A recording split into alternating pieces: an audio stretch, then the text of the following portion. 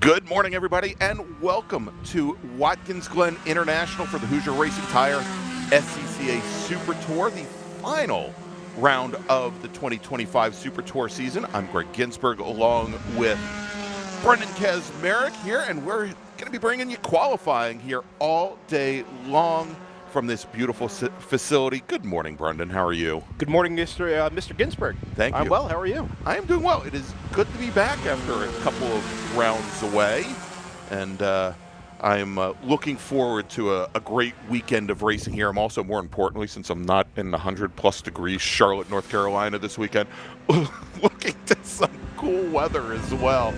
And as you can see, the weather here is beautiful. Sunny day yesterday after getting some rain in the morning, but we are under a huge amount of cloud cover and still some fog lingering around the circuit here as we've got our first run group heading out for their first of two qualifying sessions today. This is a combination of both Spec Miata and Touring 4. But before we get underway with that, Brendan, if you're joining us here for the first time, and if you haven't witnessed the marvel that is Watkins Glen International, let's take a quick look at our layout here today, at the boot layout, as we descend from billions of miles away down to the Finger Lakes region of New York State to this, again, this marvel. 11 turns in this layout here as we are running the version of the track with the boot with turns 6, 7, and 8. And, Brendan, this racetrack, of course, born out of what were some of the initial U.S.-based road races here in the mid-50s, looking to bring much more safety to road racing in the United States, has I think almost every road racer looks forward to this event, not only with anticipation, but because of the challenges that are presented by this layout with trepidation as well. Yeah, you're right in saying that this was one of the first places to kind of institute a push towards safety in motor racing back in the 50s and 60s, wasn't it, when it moved over to the permanent circuit instead of the road course up over by the gorge and down through town in Watkins Glen. But oddly enough, it's one of the places that's maintained this identity of still having consequences, still being a natural terrain road course that punishes you if you get it wrong, but invites you to try and get it right. Exactly. It's fast, it's flowing. I mean, we talk about Road America, where we just were for the June Sprints, as being America's National Park of Speed. I think Watkins Glen could lay claim to a similar title. It's fast, you're in amongst the trees, kind of as you go down through the boot, you're descending through the forest, you climb back up the other side. That blue Armco is always there, drivers left and drivers right. The run up through the S's, I mean, it's literally like a canyon as you go up over the tunnel, and then obviously you descend back into civilization through turns 10 and 11 back onto the front straightaway and get to go do it all again. So, yep, was built with safety in mind, but man, it's a place that can still bite if you just overstep that little bit too far. It's one of America's great racetracks. Yeah, and I think one of the things that brings you to that point here, Brendan, is you don't really have any of those traditional threshold braking zones that this track invites you to test how much you can use that right foot, how hard you can press the car, because essentially your passing opportunities are when the person ahead of you gets it wrong. Well, and there's so few true passing opportunities here, right? Like, there's no long extended braking zones. You've got a decent one into turn number 1, a decent one into turn number 8, and kind of again climbing the hill here into 9. But other than that, every corner on the track is a medium speed corner at worst. Right. Third, fourth gear, short braking zone, camber in almost all of them that really helps you carry the speed through the corner. So what you're counting on, as you say, Greg, is for the driver in front of you to make a little mistake. You can get to the apex more accurately, you can get back onto the throttle sooner, and kind of carry the draft and the momentum up these long straightaways and try and pounce when you get to the next, albeit very short, braking zone. And so I have a face that I'm looking at, and we're going to talk about Spec Miata and Touring 4 here in just a moment. First of all, let me mention here, today we're going to have, for each of our 7 race groups, here, Brennan, we are going to have probably that's the single qualifying session today. Pardon me. These are 25 minutes in length.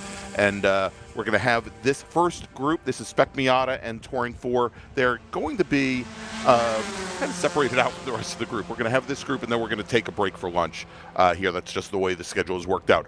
But I've got somebody sitting in the YouTube chat here who I blame wholeheartedly for getting me into SCCA road racing.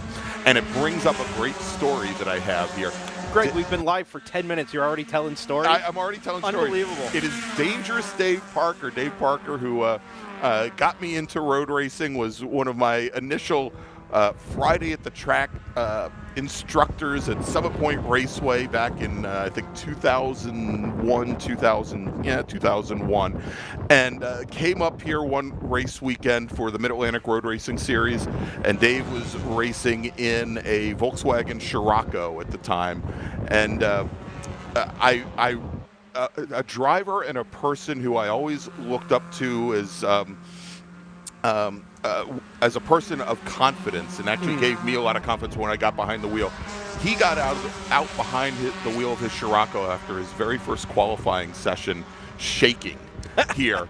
And the first thing he says, I could not see over the blue Armco. I did not know where I was going, and it was he literally had tunnel vision all the way around this track, and I'd never seen somebody so scared after getting out of a race car. It takes confidence, right? You've got to build the trust that the car is going to go where you ask it to go, and that, you know, not being able to see through the apex or past the apex around the exit of the corner is everything's going to be where it was last lap. But it takes that repetition and that practice, getting up to speed to be able to get that far. It's an interesting group, Greg. We don't normally see Spec Miata and Touring 4 together. No, and we've been told that they will be getting, for their two races, their race tomorrow as well as their race on Sunday, they will have a split start. So there hopefully at this track will be enough of a gap between them that they won't have, at least for the opening laps of their races, much interaction. But let's take a look. The fastest. Well, real quick, I just want to touch on that split start issue as we get to the lap times here. What you'll see if you look at timing and scoring now over on scca.com/live is Jaden Lander at the front of Touring 4, 212.975. Aiden Rose in second, 213.454. Another 13.6 from Ethan Barker in third, and then Mark Cephalo in fourth at a 214.3. So that's your top chunk in Touring 4. Then, after those top four cars, you get the Spec Miata field, which is much more tightly bunched. Right. Frankie Barroso, listed as Francisco Barroso this weekend. I didn't know that was his full first name. Up ahead of Travis Wiley in the number 160. Actually, equivalent lap times for the 148 and the 160. Exactly the same time. 2:15.777. Great aircraft. Yes. It put down there, tied for the pole right now, the provisional pole in Spec Miata. Elevin Goulart, the number 72. We'll touch on that here in a second. Third there at a 2:15.918. Point I want to make about the potential for a split start. Which way do you go? Do you put the ostensibly faster Touring 4 cars out in front with the expectation that actually the leaders in Spec Miata are probably eventually going to catch the back of the Touring 4 group? Or do you put it the other way around and say, okay, we're going to build a margin here, let the Spec Miata guys sort themselves out, and then ask your Jaden Landers, Aiden Roses of the world in Touring 4 to go pick their way through the Spec Miata? That is going to be an interesting thing for our stewards and the folks in race control to decide, because typically in Sports Car Club of America, the class that has the fastest qualifier will start at the front. And I think here you could make a case that it goes either way. Right. I'd probably prefer the Touring 4 cars to be in the back and let Spec Miata guys kind of do their thing, guys and girls to do their thing. Yeah. But we'll see there. The 148 and the 160, by the way, Greg, they are, I believe, together on track. I just saw them kind of bump drafting their way. Yes. Careful, but bumping their way down into turn number 1. Frankie Barroso, their second in line, headed up towards the S's, way out over that paved runoff. A little bit different than it was last time we were here, Greg. Yes. As we noted last night in putting out some of the equipment here, there are, I guess, what you would consider to be rumble strips extending all the way out through that entire area, that if you run much past the yellow, blue, and red curbing there, it does make for a very shaky ride.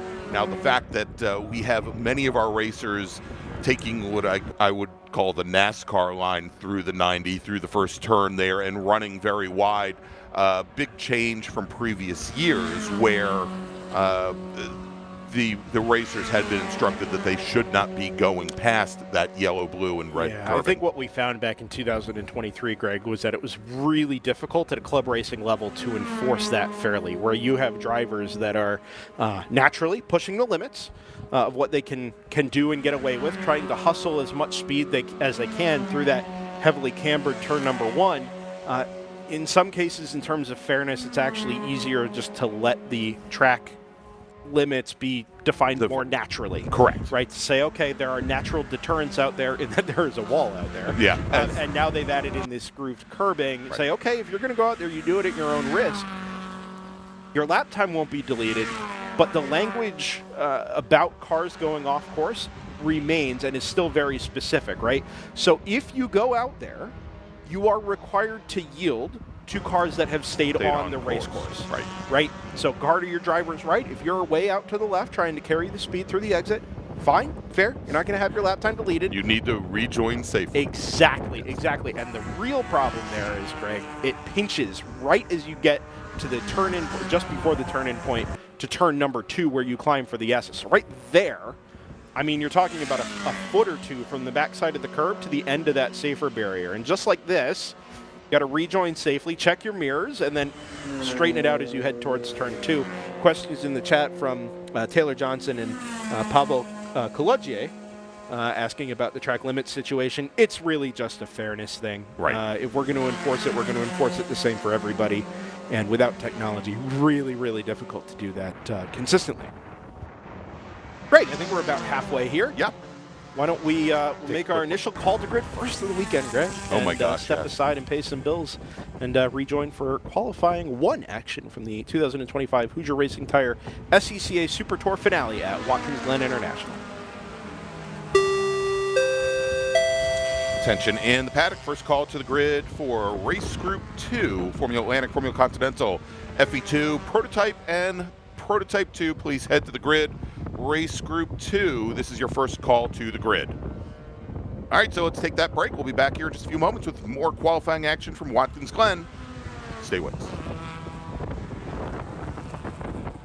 Hoosier Racing Tire is proud to be the presenting sponsor of this year's Hoosier Racing Tire SCCA Super Tour. As the world's largest race tire manufacturer, Hoosier has been at the forefront of motorsports innovation for more than 65 years. From local tracks to the global stage, Hoosier is dedicated to delivering high-performance tires that meet the demands of champions. Whether you're a seasoned competitor or an aspiring racer, Hoosier tires are engineered to help you push the limits. For more information, visit us online at HoosierTire.com or visit us trackside, and remember to connect with us on social media. Hagerty is the official and exclusive insurance partner for SCCA. Hagerty provides affordable off-track insurance protection for motorsports vehicles while in the paddock, in transit, in storage, and at the shop. They provide guaranteed value coverage and even have protection for your trailers. SCCA members can save 5% on insurance through Hagerty. Hagerty, let's drive together.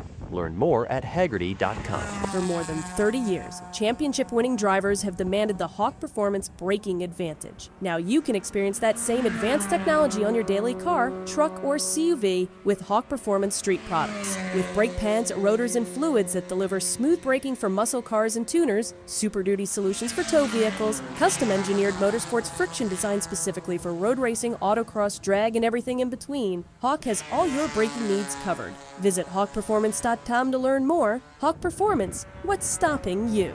Ready for a new race trailer? Bravo Trailers is the exclusive partner of the SCCA. Owned by longtime SCCA racers, Bravo Trailers work better, load easier, and tow better because they build them with the racers in mind. Visit bravotrailers.com to see your new trailer in aluminum or steel. Tire Rack was established over 40 years ago by an SCCA member with a passion to find the right tires, wheels, and now brakes and suspension products for racers and enthusiasts on both street and track. As official tire retailer of the SCCA since 1995 and sponsor the Runoffs Pole Award, along with the National Solo Program, National Time Trials Program, and Track Might in America, Tire Rack is proud to support the SCCA and its members as they go have fun with cars. If you like what you see today, become part of the action by joining the Sports Car Club of America. Whether you want to drive, flag, organize, officiate, have fun with cars, or meet 65,000 enthusiast friends, SCCA offers plenty to feed your motorsports obsession. Ask someone trackside how to get involved, or visit scca.com for more information.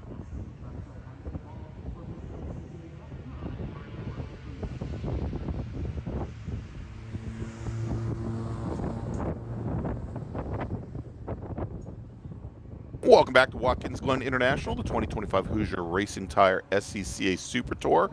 And Brendan, what perfect timing we could have that just as we went to break, we had what we think is the number 60 car. One of our Spec Miatas, we believe that, well, we know who the number 60 is. That's Bob Mueller Jr. We know that he pulled off in the S's, pulled over to the side of the track. The corner workers are reporting the loud boom that was made, a large noise, so may have lost an engine there. And just afterwards, we did go to a black flag, effectively ending this session. We think the racers are on the pit lane, although a lot of them are heading back to the paddock right now. They haven't displayed the checkered flag, and with 8 minutes remaining on the clock, there's the opportunity to get another lap or two, but I would there is a cut right there, Greg, just past the where you kind of unwind out of turn 4.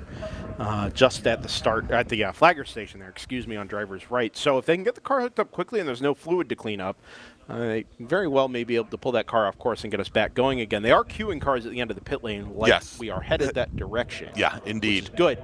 If I could think of some lousy places to find a car stopped on or adjacent to the racing surface, top of the S's at Watkins Glen is probably going to be near the top of the S's. So no surprise that we've gone the safe route here and chosen the black.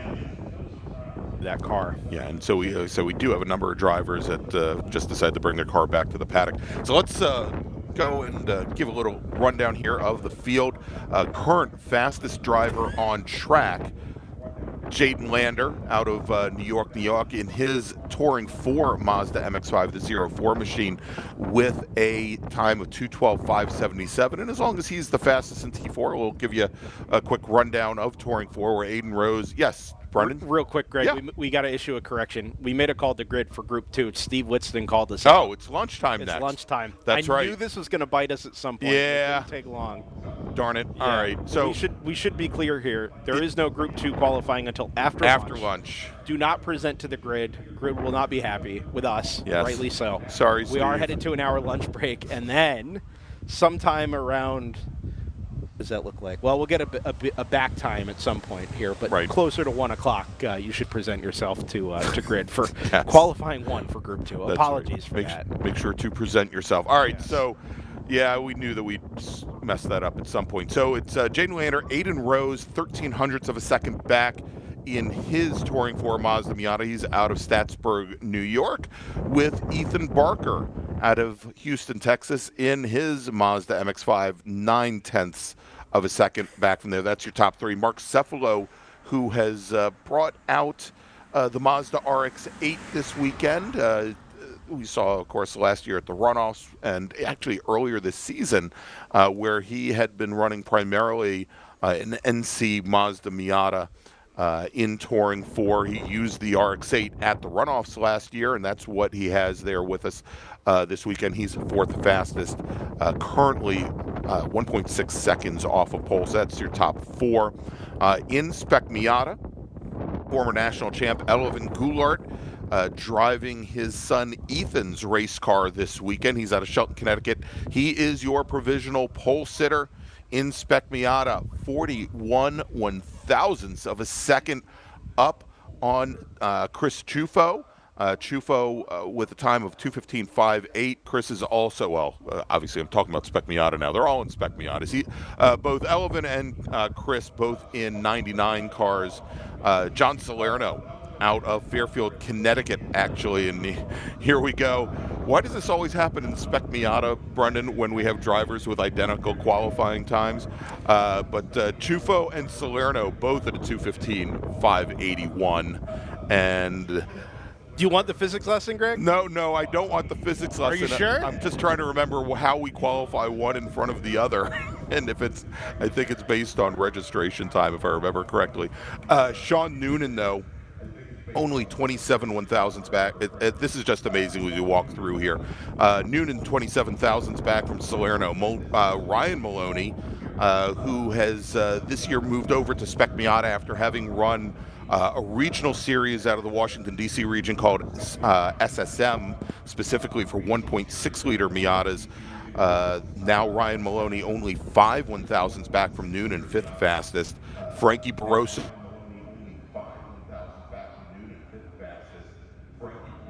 Here, this is easier. Top 7 drivers, because we're going to include Travis Wiley in here. Top 7 drivers in Spec Miata separated by 13 100ths of a second.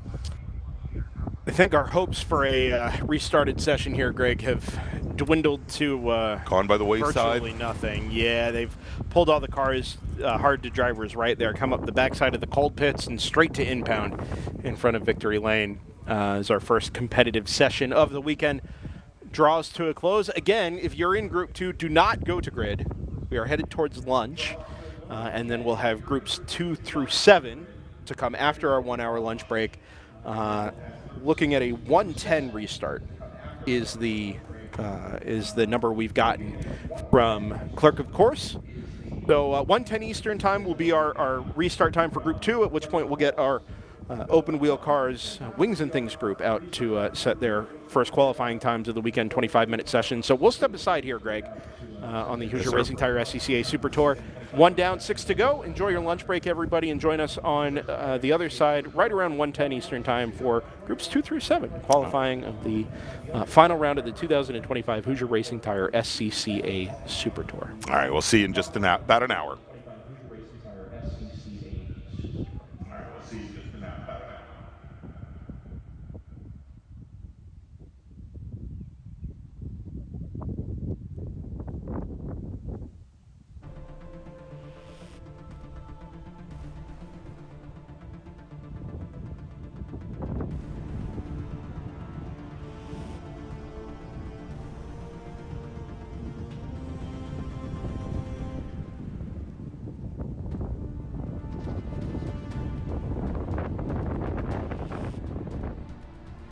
Mazda's been very supportive of racers within the SCCA and all the other grassroots organizations for many, many years. Really, their support for racing and our type of racing is unmatched from any other manufacturer. They've been a great partner for many, many years. Mazda, hands down, is the best company to work with for sports car racing. Factory support is second to none. It just feels right. You feel connected.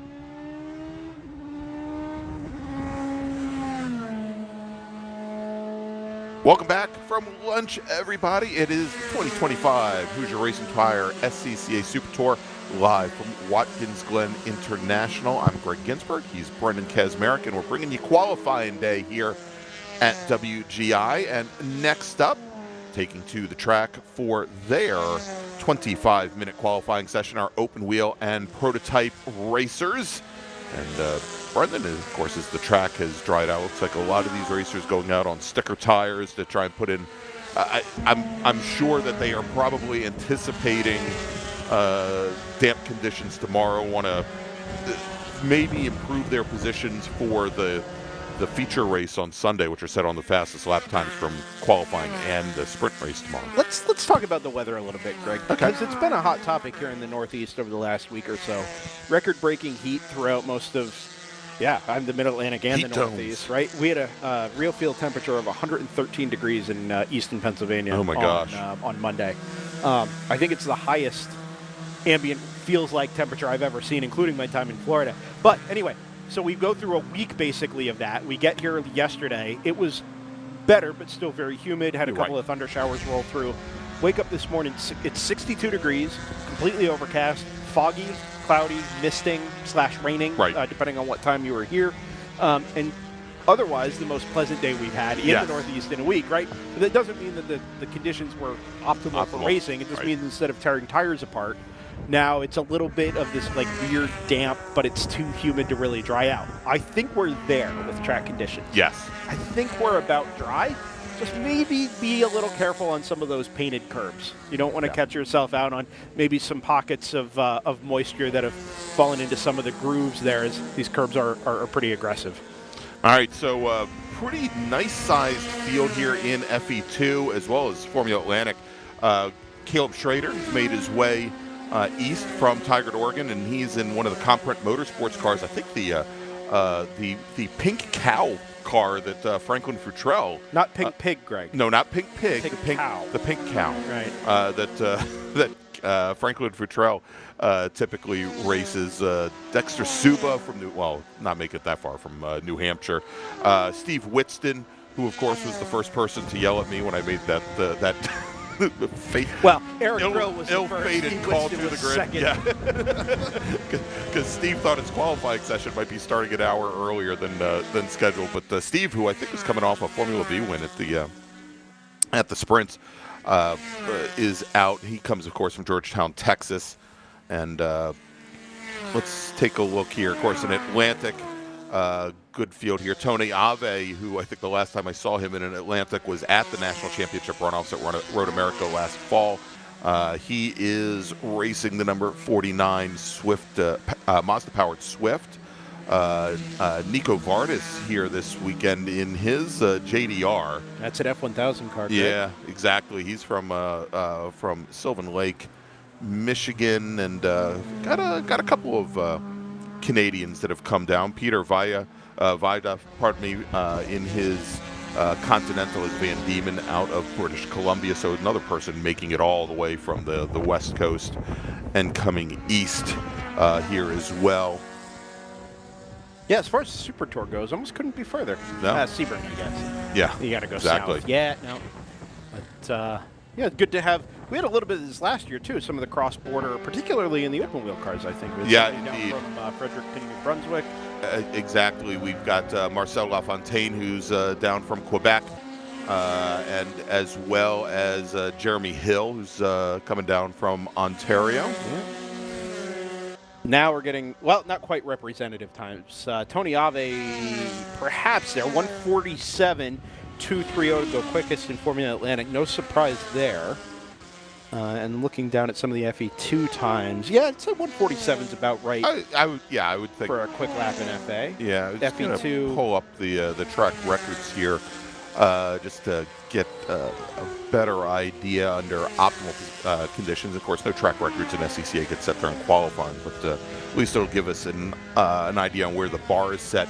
Asen Yelkin. Back in 2019, turned in a 142.6. So, again, about 5 seconds off, but again, only on the second flying lap. So, yeah, remember, too, it's going to take a minute, I think, for these tires to come up to temperature. Yeah.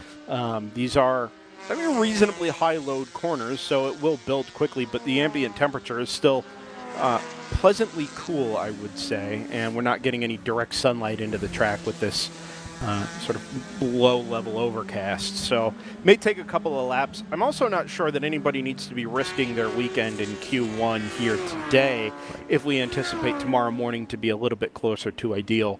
Of course, we get that 15-minute session first thing tomorrow morning for all of our 7 run groups before we go racing in the late morning.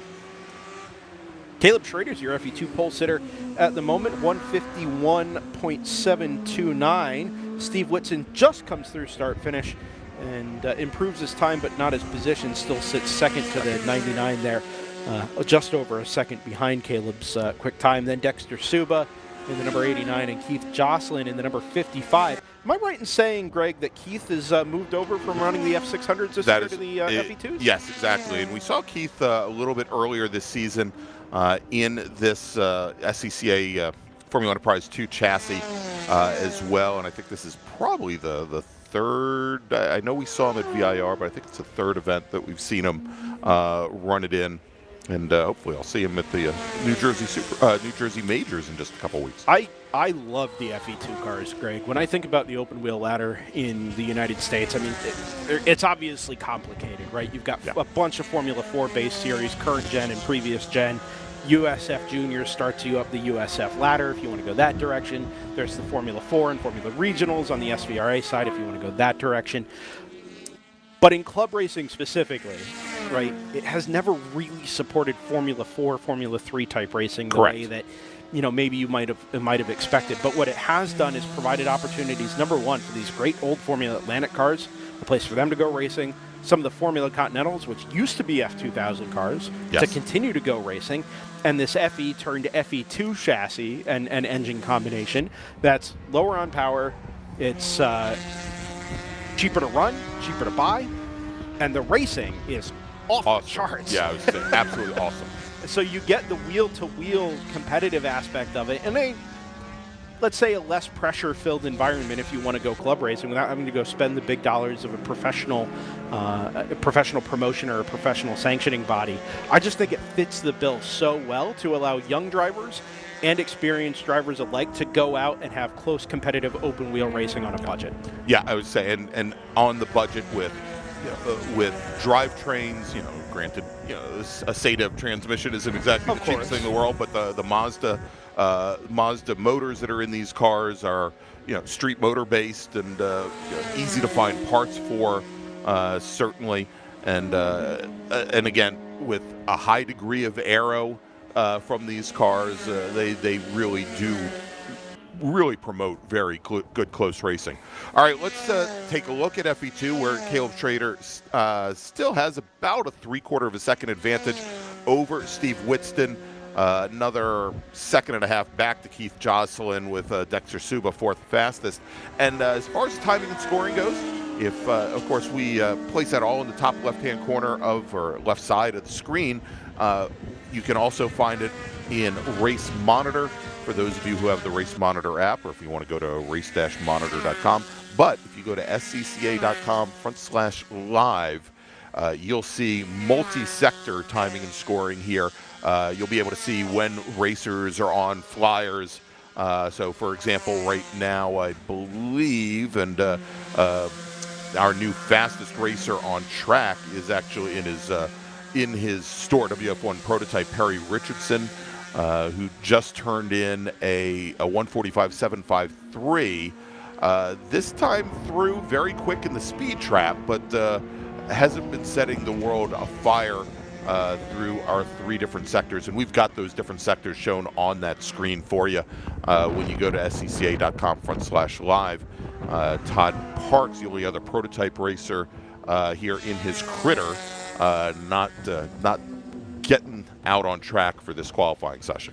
Yeah, this is the kind of track, Greg, that's going to favor those prototype cars. The full body aero on those cars, it makes a ton of downforce, and all these corners are such, as we said earlier in Group 1 qualifying, medium to high speed corners, right? If you're roughly equivalent on top speed, maybe down just a couple of miles an hour headed into the bus stop, it almost doesn't matter, because you're going to be able to carry an extra 3, 4, 5 through all of those apices at the top of the hill, right down through the inner loop, and the track flows so well that Perry in that number 69 black and pink, I guess. Yeah. Pink Store WF1. Right to the top ahead of Tony Ave overall. All right. Unfortunately, none of the prototype 2 cars here this weekend. Ave, then it's Ave, Nico Vardis, separated by almost 2.5 seconds now at the top of the Formula Atlantic leaderboard. Mark Sherwood, another second back from there in his Ralt RT41. And in FE2, it's still Schrader, Whitston, Suba, your top 3. Whitston has closed things down a little bit on Caleb Schrader, now about 85 hundredths of a second off of the provisional pole time in FE2 for Caleb Schrader. Yeah, I think the only major change we've seen there over the last couple of minutes, Suba has displaced Jocelyn between 3rd and 4th. Suba now just under a second and a half behind the Whitston number 18, and then Sam Harrington jumped Jonathan Weisheidt up a position to go P5 on the provisional timing list. Just about halfway, Greg. Yeah, I would say we're just about halfway. We've got one racer who's taken his Atlantic. That's LaFontaine, yeah, 27. Yep, heading back to the pits. LaFontaine. LaFontaine. It looks like he's gonna stand on his 159, 143. It's right now about 14 seconds off of the provisional pole time set by Tony Ave, who's just now reset the fastest overall lap. But as we are halfway through this qualifying session, let's make a call to the grid for our next group and then take a quick little break. Attention in the paddock. First call to the grid for race group 3. E production, F production, H production, and B-Spec, please head to the grid. Race group 3, this is your first call to the grid. And Brendan, well, thanks of our partners and sponsors that are bringing you coverage here this weekend from Watkins Glen. We'll be back with more qualifying action in just a few moments. For more than 30 years, championship-winning drivers and teams have demanded the Hawk Performance braking advantage. Now you can experience that same advantage technology on your daily car, truck, or CUV. With brake pads, rotors, and fluids that deliver smooth braking for muscle cars and tuners, Super Duty solutions for tow vehicles, custom-engineered motorsports friction, designed specifically for road racing, autocross, drag, and everything in between. Hawk has all your braking needs covered. Visit hawkperformance.com to learn more. Hawk Performance, what's stopping you? Summit Racing is a proud partner of the SCCA and its nearly 70,000 members. Get more bang for your buck at summitracing.com. Choose millions of in-stock parts from over 1,500 name brands, parts for racing, street performance, trucks, plus tools, accessories, and more. Shop anytime, anywhere with the Summit Racing app.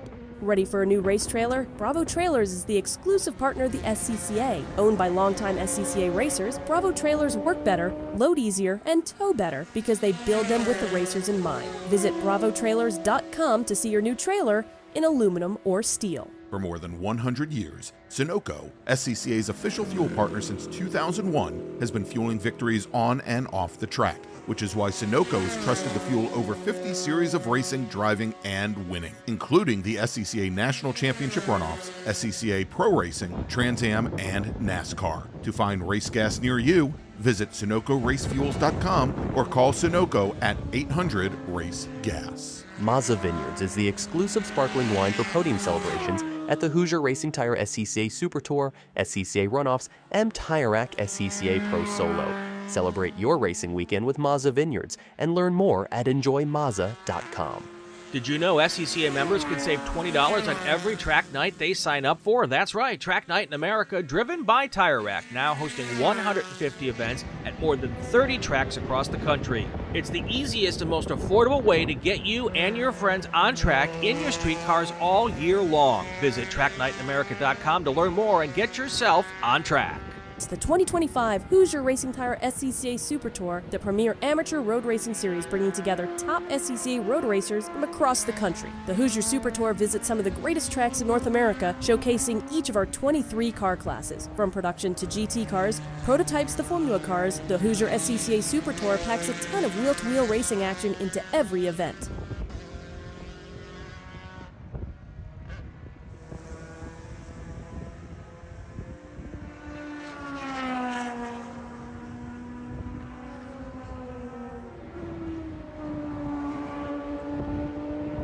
Welcome back, everybody, to Watkins Glen International and the 2025 Hoosier Racing Tire SCCA Super Tour. As we are watching our prototypes and open wheel racers in their first of 2 qualifying sessions this weekend. Today, they are 25 minutes in length. Tomorrow morning, we will round out all the qualifying with 15-minute sessions for each of our 7 race groups, and then we'll go racing. And at the moment, your fastest driver on track is Tony Ave out of Maiden, North Carolina, in his Swift 016. And he has a time of 1:44.641. Second fastest driver on track, Perry Richardson, in his Store WF1. About 3/4 of a second back from there. That driver. Yeah, it's Jonathan Weisheidt in the 67, Greg. Yeah, indeed. Weisheidt in the FE2 machine, who splits time usually between Formula V and Formula Enterprise 2. Looked like a little bit off the pace and taking the Spec Miata line through the 90 there over at turn 1. We do have, heading down the pit lane, apparently calling it a morning, or I guess an afternoon, Perry Richardson out of Los Gatos, California, is going to retire his Store to the paddock. Again, he is our sole racer going out for qualifying this morning in the newly named P class, or prototype class, as we're going to be... You say new, Greg. It's almost a season old. Well, half a season. Rounds 18 and 19. Full Super Tour season. Yeah. But I guess we still don't have a P national champion, technically. That is correct. Yeah. For the very first year, the combining, the melding, the molding of Prototype 1 and Prototype 2, we do still have, at least at the Super Tour events, the Prototype 2 class. They will not be racing for a national championship this year. It will be just the prototypes. And again, no P2 racers here at least today. Also on the pit lane now is Caleb Schrader in that pink and white number 99 machine, as the Comprep Motorsports folks take a look at that machine. Schrader, your provisional pole sitter right now, with 3/4 of a second over Steve Whitston.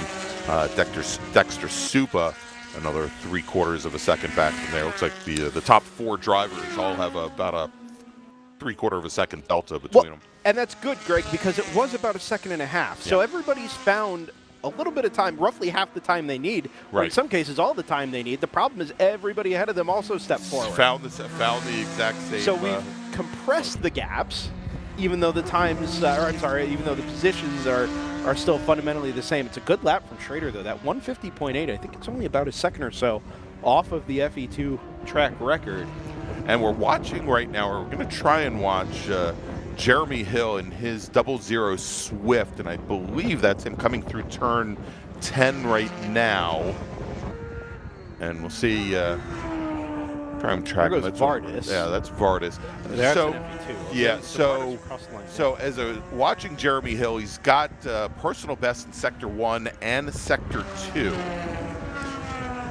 Currently sitting 4th in Formula Atlantic, and as he comes across the line, not a very good 3rd sector, actually quite a bit off of his personal best in that final sector, and he stays 4th fastest in Formula Atlantic, a little bit less than half a second back from Mark Sherwood, who's 3rd fastest in the class.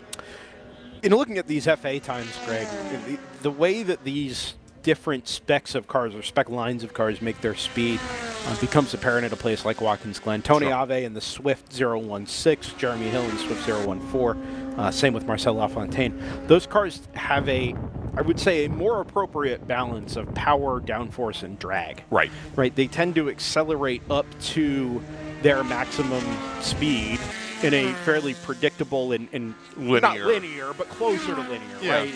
It's less asymptotic, let's say. Okay. The F1000s, they make good power, right? These little 1,000cc motorcycle engines. They also make a ton of downforce and therefore a fair amount of drag. So they tend to live at Vmax from something like turn 4 all the way down to turn 5 for the bus stop. Yeah, so they're picking up speed quickly. They make good downforce. They'd all be flat through the S's anyway. but then they stop gaining speed and therefore stop picking up time. So at a place like Watkins Glen, I'd anticipate the F1000 cars. Nico's a great driver. I've watched him for years. It's not necessarily that he's 2.5 seconds off of, or 3 seconds now off of Tony Ave. He's just not that quick. I think this track just favors the FAs that can keep picking up velocity down the straights, whereas the F1000s get up to the number because they make all that downforce and then just live great through the corners, great in the braking zones.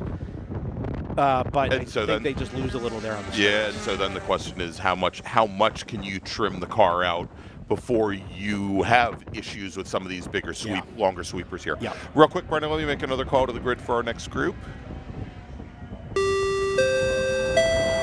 Attention the paddock, second call for race group 3, E production, F production, H production, and B-Spec. Please head to the grid. Race group 3, please head to the grid. All right, it looks as though, and I brought it in a couple laps ago, Tony Ave brought his Swift back to the paddock. Looks like his day's done. We've got Caleb Schrader, again, head crew looking over the car on the pit lane. He is now taking it back behind the wall. And it appears as though, looking across the way. Perry Richardson down there as well. Yeah. Yeah, we saw Perry Richardson bring his car back. Was one of the first drivers on the pit lane. One of the JDR cars, one of the 1000s. Is that? That's Fartis. It's the only 1000 here this weekend, I think. Other thing, if you ever get a chance to look at the FA and F1000 cars up close, well, the true FAs, let's say, the old Atlantic cars, and the F1000s up close, the size of the rear tires. Some of that goes down to what we were talking about with the amount of power that they make. The F1000 can push through their downforce a lot better. Much more rear tire. Yeah. Yeah, but exactly. They've got the tire to match it. Those F1000s ride a little bit more on the knife edge under power. A little bit more lively as well. And they make a beautiful sound. But some detail like that does tend to favor the FAs again as well. This might just be a session here, Greg, with what do we have left on the clock? About 1.5 minutes. Yeah, not many cars still circulating at this point. Now, Sam Harrington in the 33s found a little bit more time. Yeah. Now he's within 0.3 of a second of the 55 of Keith Jocelyn. Yeah. So if he can find just that little bit more, maybe as the fuel burns off and the weight comes down, hustle it into the corners a little bit more, brake a little bit deeper, higher minimum speed, maybe he's able to go up and get that time of Keith Jocelyn, who improves. Does he improve again? No, I don't think so. No, he did not. Oh, there goes Harrington. He got 4th. There you go. And by, what is it, almost 0.4 of a second. So he found something like 6 or 7 tenths. Just on that last lap. On that lap, yeah. And I was going to mention here, Sherwood in Atlantic now has leapfrogged Jeremy Hill. Managed to put the car up in 3rd. He's got about 45 hundredths of a second now on Hill. Did that on lap number, I believe he did that on lap number 8. And so just a couple laps ago. Yeah, the only Ralt in the field this weekend there for Mark Sherwood. Name you don't hear too often anymore. Fortunately, there's a few names we're kind of losing from the open wheel ranks. No Van Diemen, one Van Diemen this weekend for Peter Vida in that number 22 down in FC. Yeah, who just reset his personal best, just crossed the line here a little bit in that orange number 42 RF97. Just turned in a 206.592. He is our only racer in Continental here this weekend, as our next racer to come out of turn 11 and onto the front straight will see the checkered flag. Could be the 18, Greg. It's Steve Whitston. And does improve on lap number 13. Yeah, and as we were seeing, a lot of the drivers behind, we saw them maybe 3/4 of a second back from the car ahead. He finishes up with a 151.467. That is just about 0.6 off of Caleb Schrader. Dexter Suba, 0.9 back from there. And then 93 1/1000ths back is Sam Harrington. Well, I don't know that Harrington's done yet. Let's keep an eye on the black number 33. There he is, just behind Suba. Does not improve. through. Oh, Yes, he yes, does. he does. Yes, he and does. takes P3 from Suba. So 2 laps in a row, 2 lap time and 2 position improvements for Sam Harrington in the 33.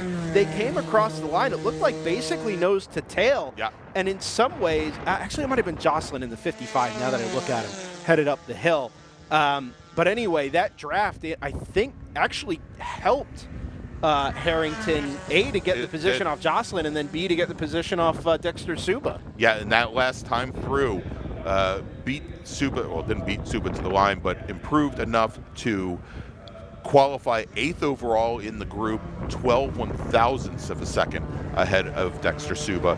The next fastest time that Harrington had put in was a full 10th off of this last lap. So there you go. So let's take a look here. We'll break it quickly down by class here and then take a quick break.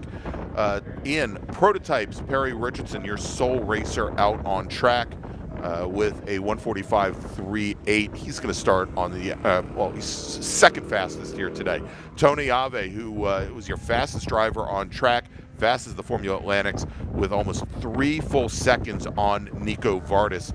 Tony Ave turned in a 1:44.64. Mark Sherwood, 3rd fastest. Jeremy Hill, 4th fastest in Formula Atlantic. Peter Vida, your sole Formula Continental racer. And then in Formula Enterprise 2, Caleb Schrader and Steve Whitston separated by 0.6 of a second. Then Sam Harrington, and then Dexter Suba with Keith Jocelyn, your 5th fastest driver.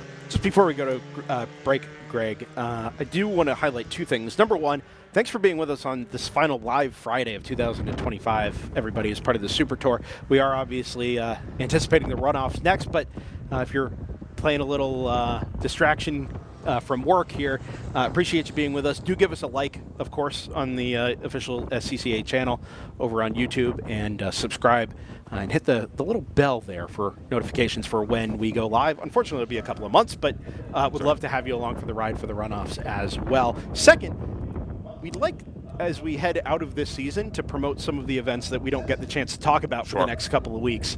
And part of that, initially here at least, is going to be the SCCA Time Attack Challenge, formerly Time Trials National Tour. Going to pit race for the very first time after a number of years at NCM Motorsports Park. I would love to get out there. I don't think I'm going to have the chance this year. I think I've got a conflicting event, unfortunately. But we do want to share more of what the SCCA does and is about beyond just the Hoosier Racing Tire Super Tour. So you'll see some graphics up on screen in between sessions. First, we're going to do and help promote the Super Tour, the Time Attack Challenge. QR code there if you're interested in checking out more about what Time Attack is about, some program information there, and the remaining schedule, my home track up at Pocono. And I'll make it easy. If you can't figure out how to take a shot of a QR code, timetrials.scca.com there you go. is all you need there. All right, so let's take a quick break. Speaking of ringing bells, Brendan, I'm going to ring our bell here, and I need to make a call for one driver as well. Attention in the paddock, would Michael Reese, driver of the number 69 STU Honda S2000, please see the race director in tech? Michael Reese, driver of the number 69 STU Honda, please see the race director in tech. All right, next we're going to make a call to the grid for race group 3, E production, F production, H production, and B-Spec. You're next. Please head to the grid. And with that, we'll take a quick break. Stay with us.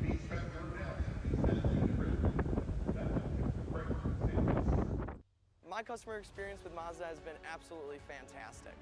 I'm probably not the richest person out here, and they're extremely reasonably priced, and you can buy parts easily, and it's a class that fits both what I want from a racing standpoint and what I can afford.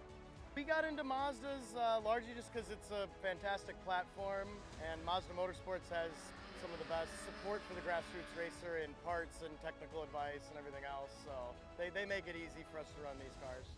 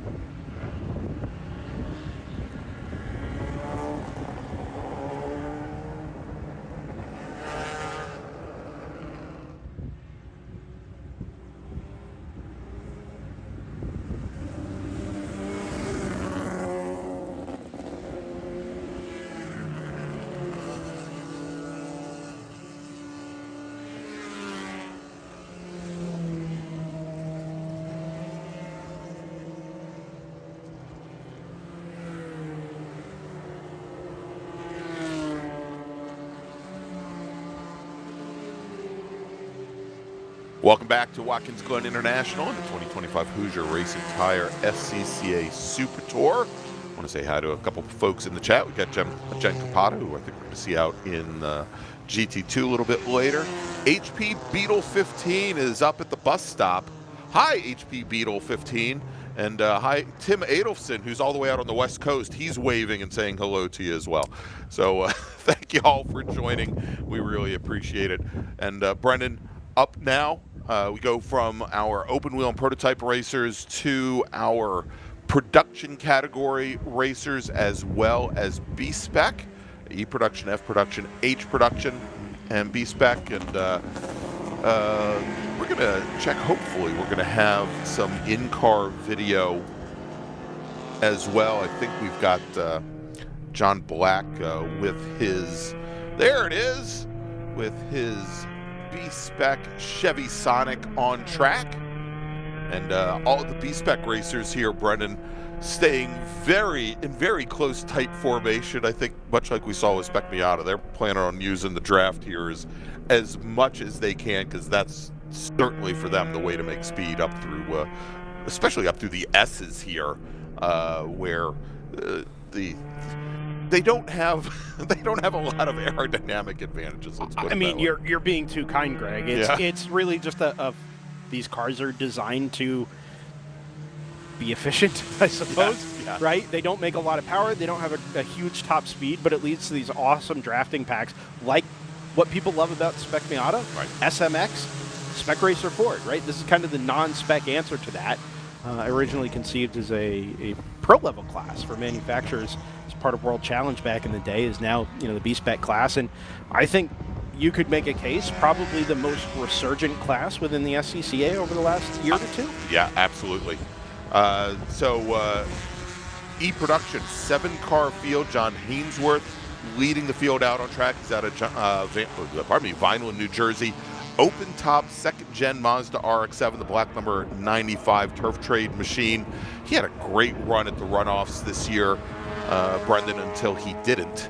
But we also have on track, and we just saw him coming through turn 1 in F production, Mason Workman, another black open top Mazda Miata. He's out of Canal Winchester, Ohio, the number 52 car, in the right place at the right time. He is your defending F production national champion, and got to meet Mason up close and personal for the first time a couple weeks ago, Brendan, at a regional race at Summit Point Raceway. That doesn't sound like you, Greg. No, but great story. He had his son out there racing for the very first time in his very first SCCA race, all 14 years old, in a car that Mason and he had put together, and did very, very well for his very first race. And good to see, of course, Mason out now, not using that champion's exemption, but going in past champion's provisional. Yes, and a little tip for our friend Jordan. Yeah, exactly. But big 11 car F production field, and then that B-Spec field. This is the biggest B-Spec field I've seen in quite some time. Sprints last year would probably be exactly where we had the comp. So where we had, I think, what, 20 almost 30 cars. Yeah. Their own run group. We've got 17 of 18 on track right now. We've got defending national champion, 2-time champion Richard Roman in the field. Dan Conway, who was the pole sitter last year at the runoffs, is in the field. Stuart Black, who of course we're watching right now with the live in-car video provided by Sentinel Systems. Well, and Goodyear. It is the Goodyear. And Goodyear. Camera, yeah. That is correct. I mentioned that.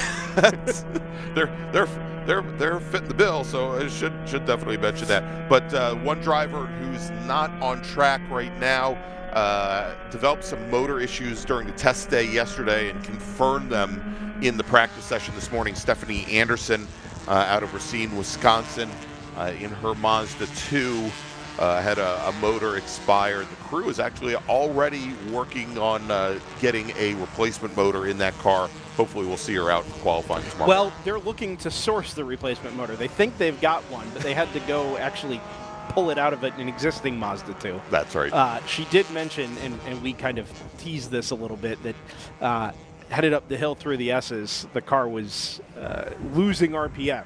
Well, we know they're a little light on power, but they shouldn't be that light on power. Exactly. Obviously not in the draft, but yeah, to the point where she was doing about 15 miles an hour up through the S's, as she put it.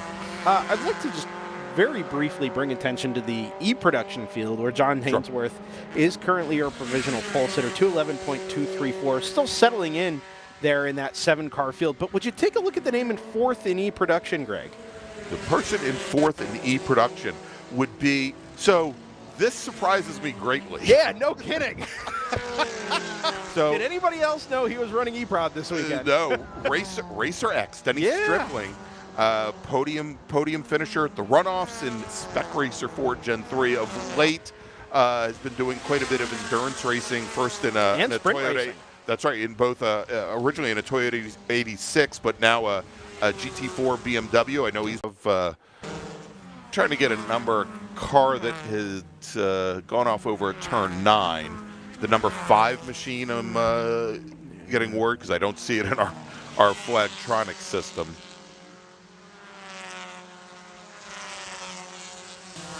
Maybe something. And, Tom Roaring. Yeah. Oh, this is an interesting story also. So Tom Roaring, who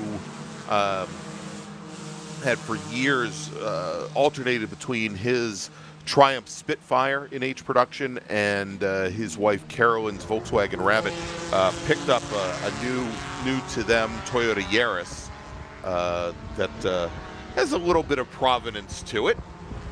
Am I supposed World's to say? most famous Toyota Yaris? Yaris. Sorry, inside joke. And had the car out at New Jersey Motorsports Park a couple of weeks ago for a regional race, and I believe also had it up at Summit Point Raceway as well. Actually, the car was raced by his wife Carolyn at New Jersey, and I think had this car at the Virginia International Raceway Super Tour as well. It came to them with the runoffs motor installed, and they took some time to get the backup motor put in the car. We're very happy with it, and Tom loved the fact that all he had to do was essentially tighten lug nuts, as opposed to spending entire weekends drowning in oil. But apparently having some issues with that car right now. So we'll see if he can get it back out. But it sounds as though over by turn 9, that car's pulled over on the side of the track. Another car that's having some hood issues, it appears, is the 73, Greg. Yeah, that is the no, pardon me. That is Paul Zontanis, the Nissan Sentra. And you can see there he is. He's making the run out of the S's, heading down to the bus stop there. The right portion of the hood looks like a hood pin has come off. Possibly the hood bends up a little bit. Yeah, unfortunately, also backing up the B-Spec field here a little bit through the inner loop. I think that car probably pulls him down the straights, but headed there into, I guess, bus stop. I'm sticking with inner loop. They're going traditional here. I'm good with inner loop. Really backs up the B-Spec field, headed down through the outer loop, through the carousel. And, now we've got sort of 9 or 10 of those cars just all kind of bundled up together. And Eric Vickerman in his MG Midget right in the midst of those cars. And he's got to be very difficult to see. That little fluid out of the Sonic? Definitely a little fluid or smoke or something out of the right rear corner of the number 40, headed down into the toe of the boot. Right, which we're not going to see because that's our camera car. Well, can you see anything at the back? You'd be right about here. Yeah. The left corner of that rear-facing guy. I don't see anything don't there. See anything out of the Maybe when it comes up out of the Achilles, up at turn number 9, we can get a look at the right rear corner of that car. And now the corner. The corner is acknowledging that they're seeing a bit of smoke out of the back of the car. Should be watching our Yeah, let's see as he comes through this corner here. Should be the next set of cars there. There it is. It looks a little better from that angle. I'm not sure that means it's done or it's run out of whatever it's dropping, but it did look a little bit better that time through. All right, so as our racers now have completed 4 flying laps, John Hainsworth your fastest driver overall. He's got almost 5 seconds, Brendan, on the rest of the E-production field right now. Anthony Parker in that British Racing Green Triumph GT6, second fastest at a 2:13 flat. Then Denny Stripling in his Mazda MX-5. In F production, Mason Workman with 4 seconds on the rest of the field. Charlie Campbell, I thought I saw Charlie in the lunch line today. Charlie in the white number 89 open top Mazda Miata, 4 seconds back. And then Bob Mueller Jr., pardon me, in the number 60 machine, third fastest. In H production, Jack Bana in his open top Volkswagen, and I cannot call it a Volkswagen Rabbit because it is a true Volkswagen Cabriolet chassis. Came as an open top car from the factory.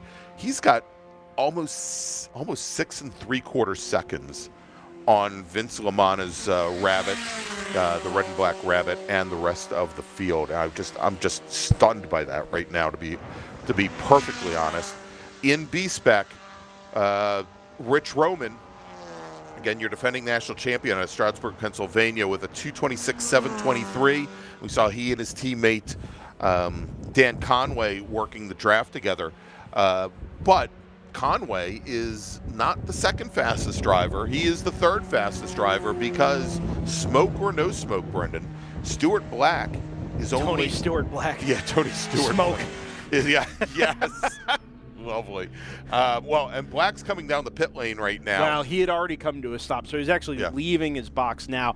See if he makes the hard right-hand turn. It looks like he's setting up for it right now. But Stuart Black, second fastest B-Spec racer, only 4/100ths of a second back from Rich Roman. Then it's Conway. Then it is Josh Schmidt, and I'm having some issues getting times for Schmidt. Yeah, that's weird. But it looks as though he is somewhere around 2.5 seconds off the provisional pole. Eric Yeagle. 2:27.373, Greg, is that number for Schmidt. Sorry. Okay. Oh, yep, there you go. All right. So better than I thought. And then Eric Yeagle, fifth fastest in his Honda Fit.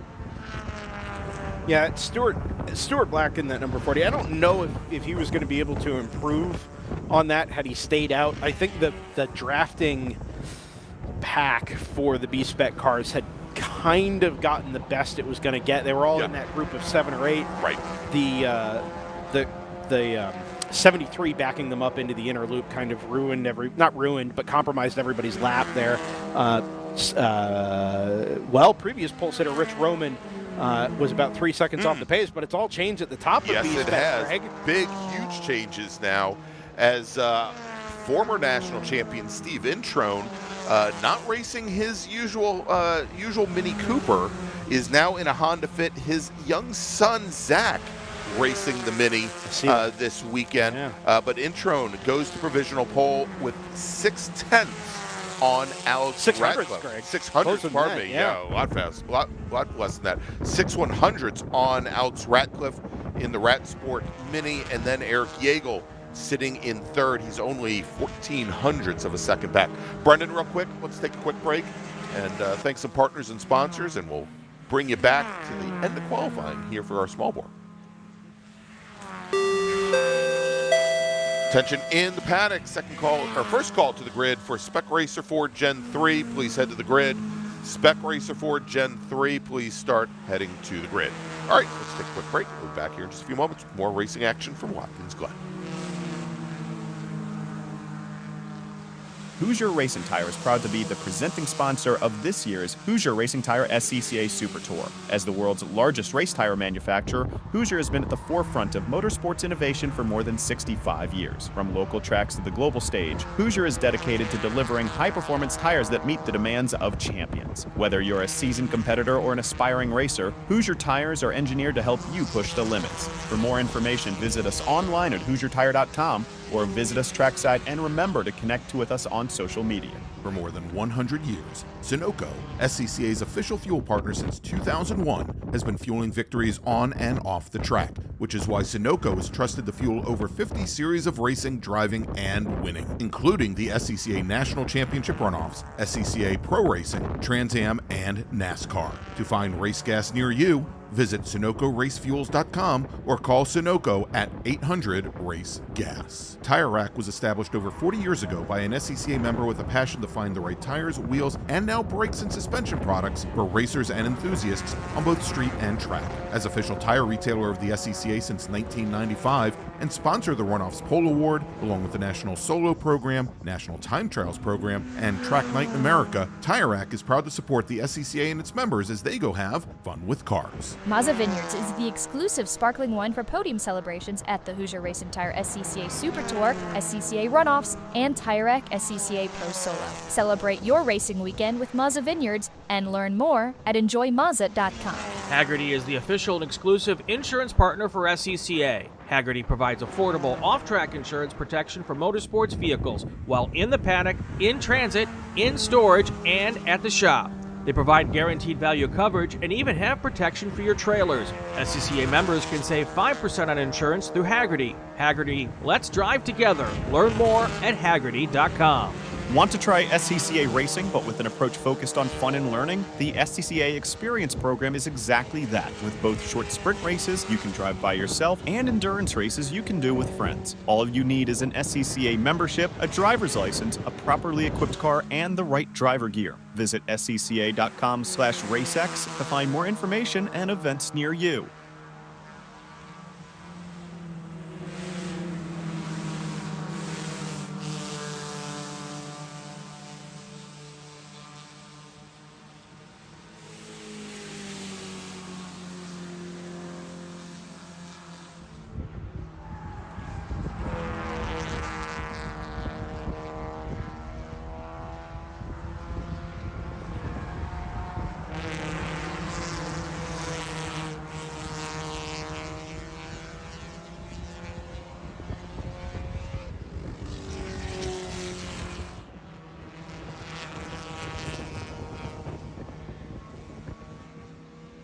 Welcome back to Watkins Glen, the 2025 Hoosier Racing Tire SCCA Super Tour. And got about 6 minutes remaining in our small bore and B-Spec qualifying.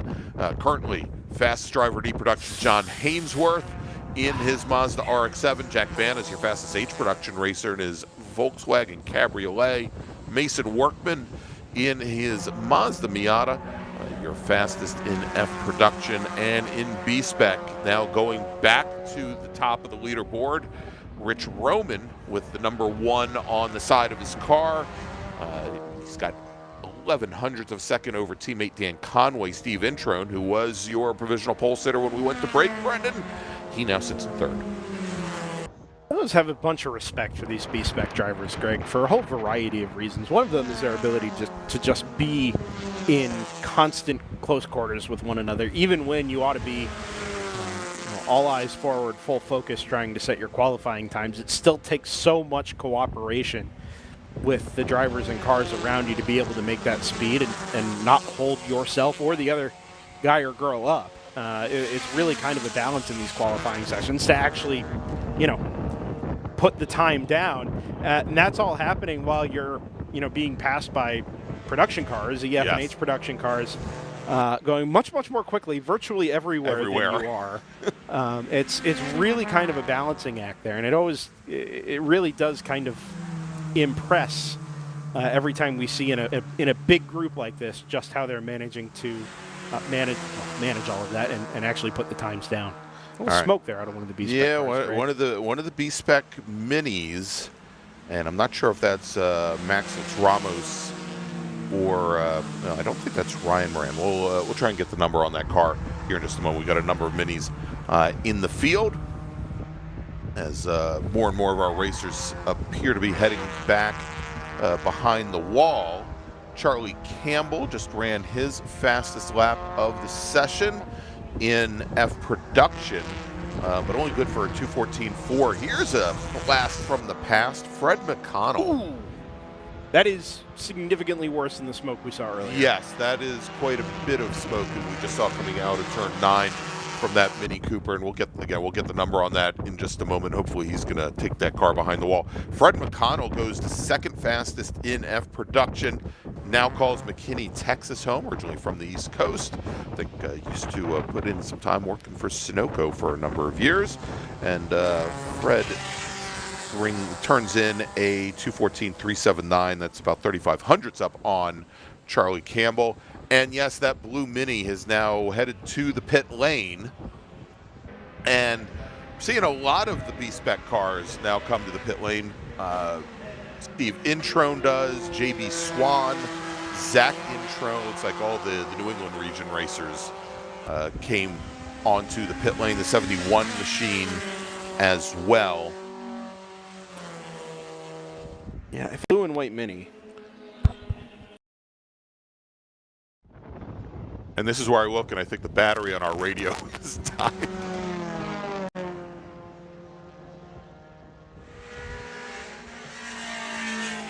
think we're quiet there, Greg.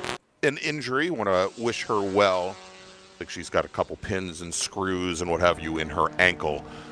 Oh, and I think what makes it worse is it's her. It's specific to the cameras.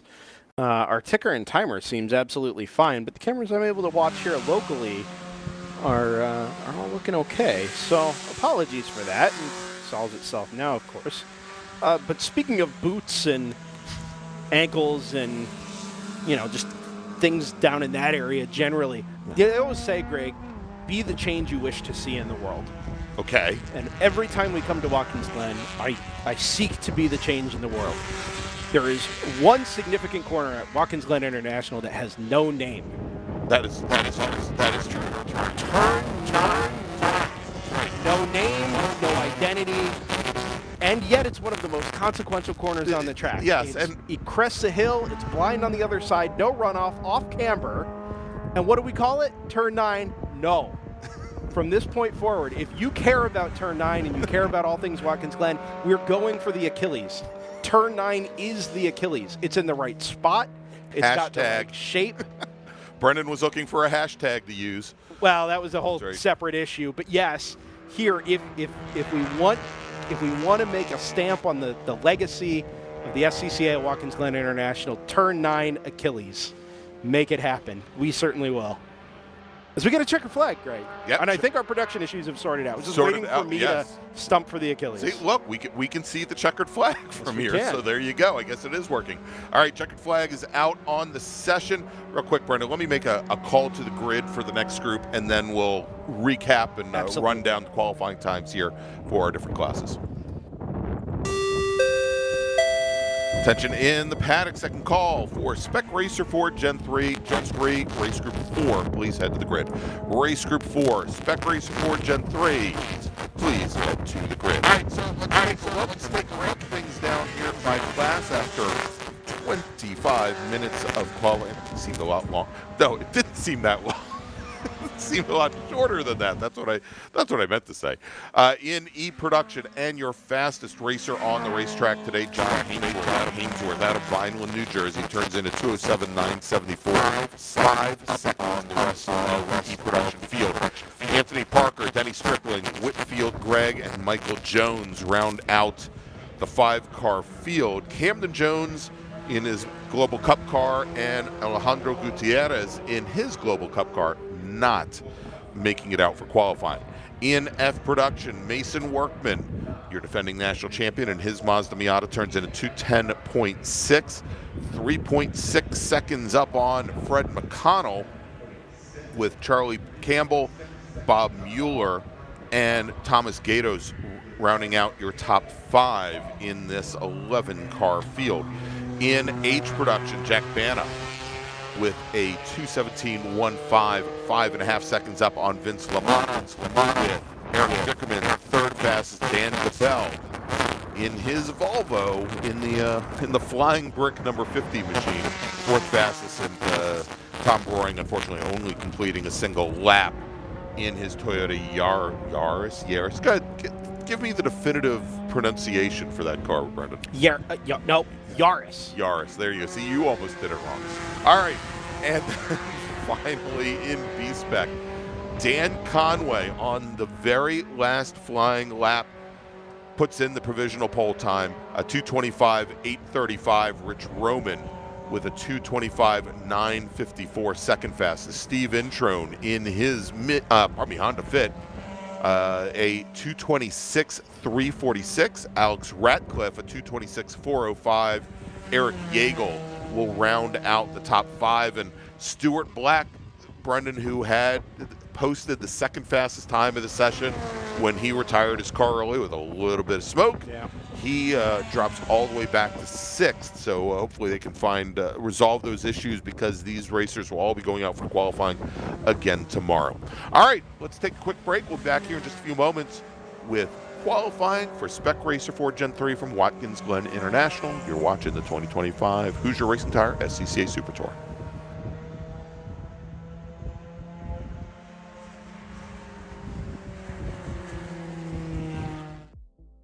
Joshua Smith, Business Development Manager for Mazda Motorsports. We're happy to be supporting the SCCA and Mazda racers here. So our team support program offers a couple of tiers of support, part support, technical support. All of this is done through our MazdaMotorsports.com parts store website.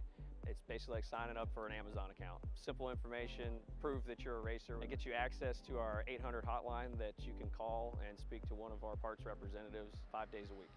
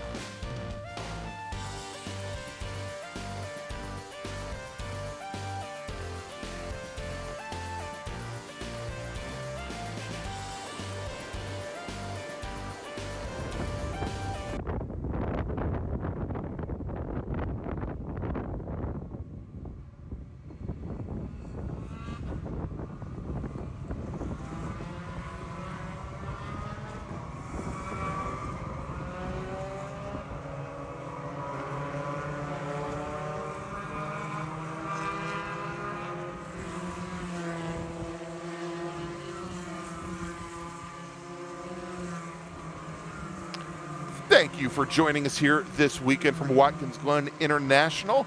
I'm Gregg Ginsberg along with Brendan Kazmarek. This is the 2025 Hoosier Racing Tire SCCA Super Tour, the last stop on the Super Tour. And I know, we're all deeply heartbroken over this, Brendan, but perhaps to bring a little bit of cheer and joy into our lives and our viewers' lives, it is Spec Racer Ford. Heck yeah. 25 minutes of qualifying. Mood's back. That's right, with some national champions in the field, with some almost national champions in the field, and a stacked field here of 33 racers, led by Russ Turner out of Montpelier, Virginia, in the number 23 machine, national champion. Caleb Schrader, we saw him just a little while ago in his Formula Enterprise 2 machine. He's come from Tigard, Oregon, and in the number 99 machine. We should see him out on track.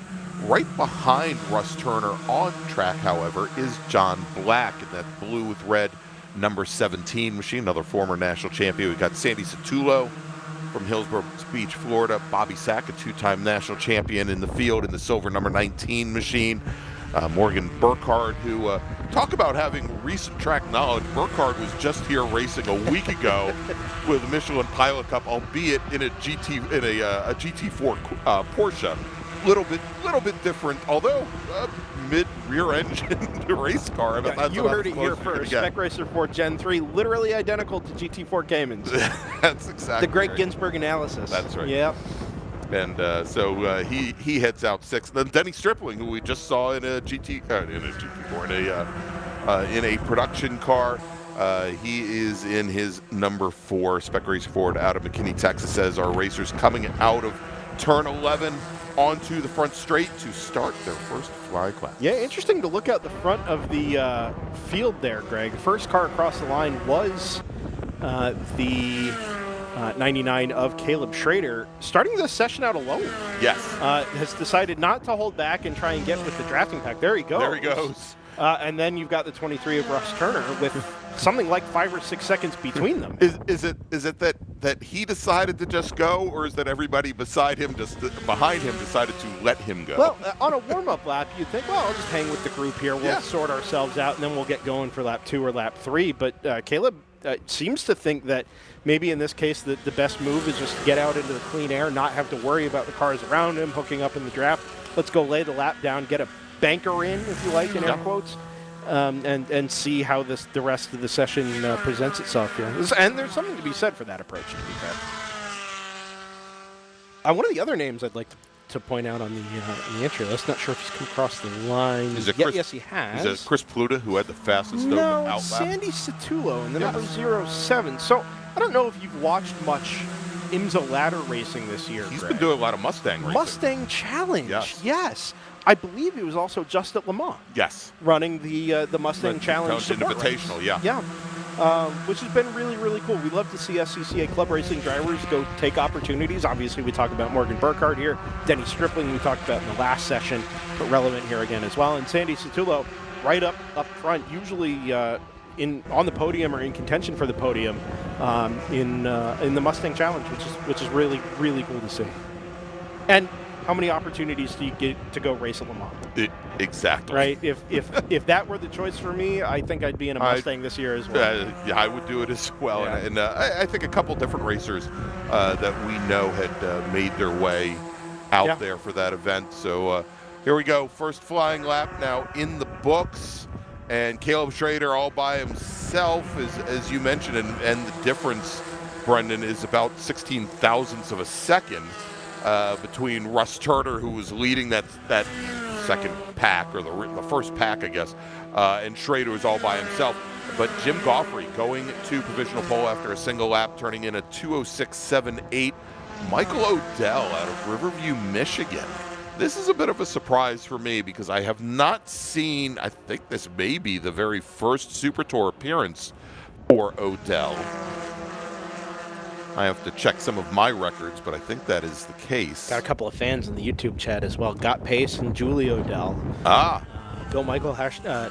Yeah, number 197 hashtag Mongoose. Is that Mogoose? I'm hoping that she just omitted a letter. The opposite of less goose is Mogoose. Mogoose.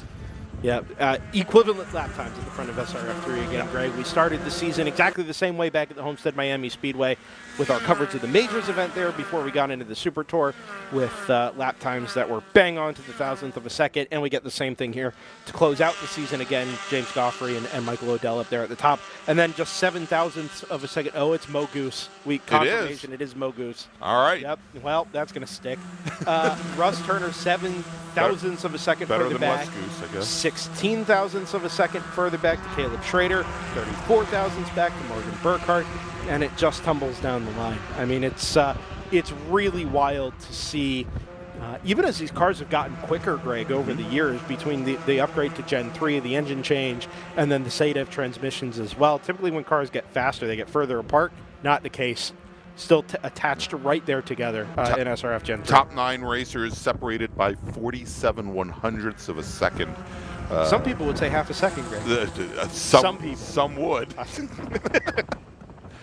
Some of us would say 471 thousandths of a second. Second flying lap complete, and it's all changed at the top, just like you'd expect. John Black now goes to the provisional pole.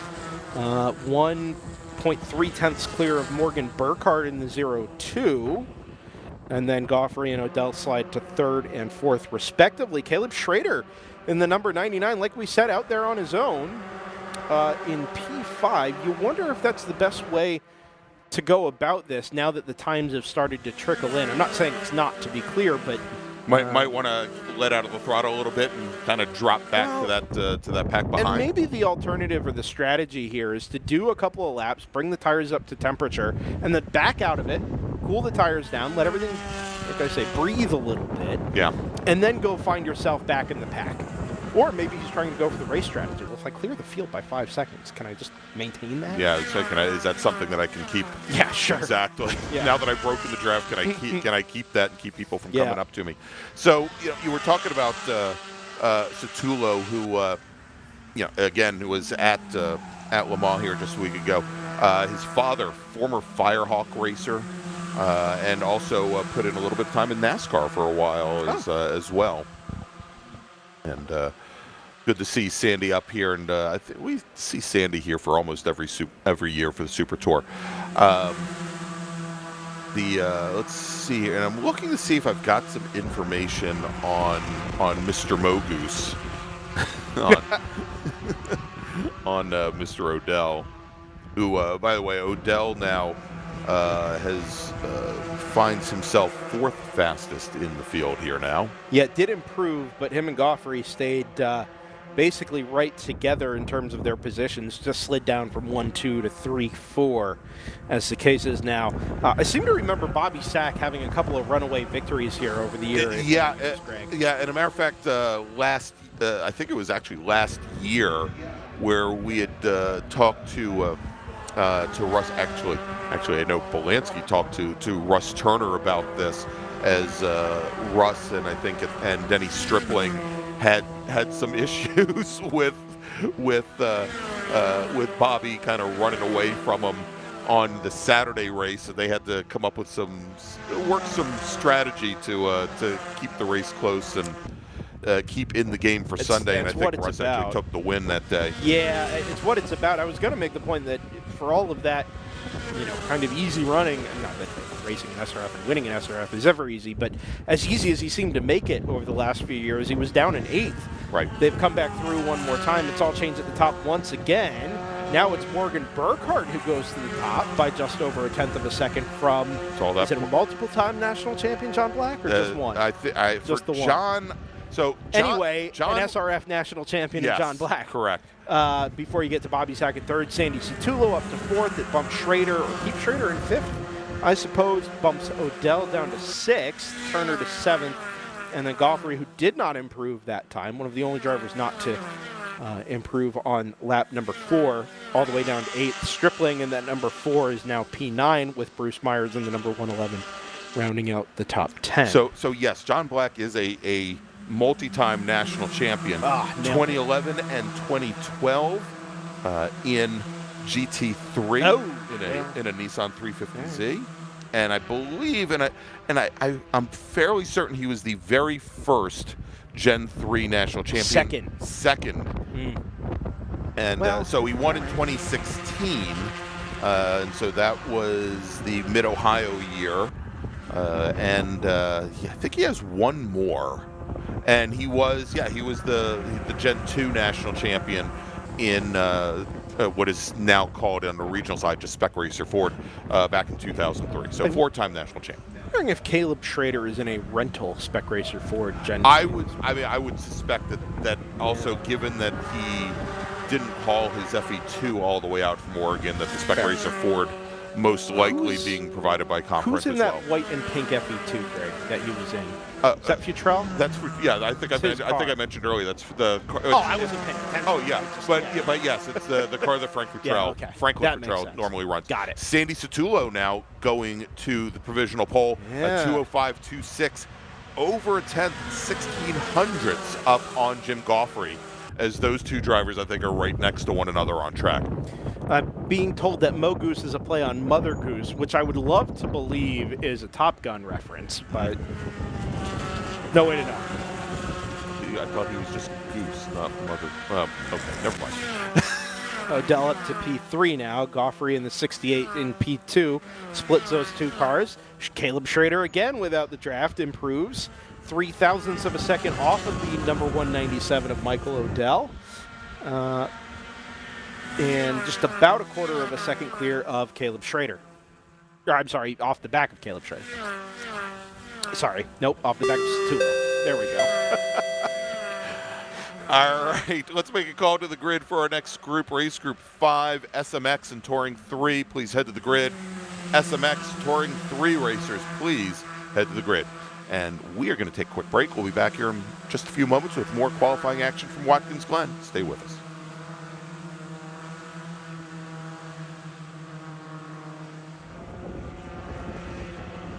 For more than 30 years, championship-winning drivers have demanded the Hawk Performance braking advantage. Now you can experience that same advanced technology on your daily car, truck, or CUV with Hawk Performance street products. With brake pads, rotors, and fluids that deliver smooth braking for muscle cars and tuners, Super Duty solutions for tow vehicles, custom-engineered motorsports friction designed specifically for road racing, autocross, drag, and everything in between, Hawk has all your braking needs covered. Visit hawkperformance.com to learn more. Hawk Performance, what's stopping you? Tire Rack was established over 40 years ago by an SCCA member with a passion to find the right tires, wheels, and now brakes and suspension products for racers and enthusiasts on both street and track. As official tire retailer of the SCCA since 1995 and sponsored the Runoffs Pole Award, along with the National Solo Program, National Time Trials Program, and Track Night in America, Tire Rack is proud to support the SCCA and its members as they go have fun with cars. for more than 100 years. Sunoco, SCCA's official fuel partner since 2001,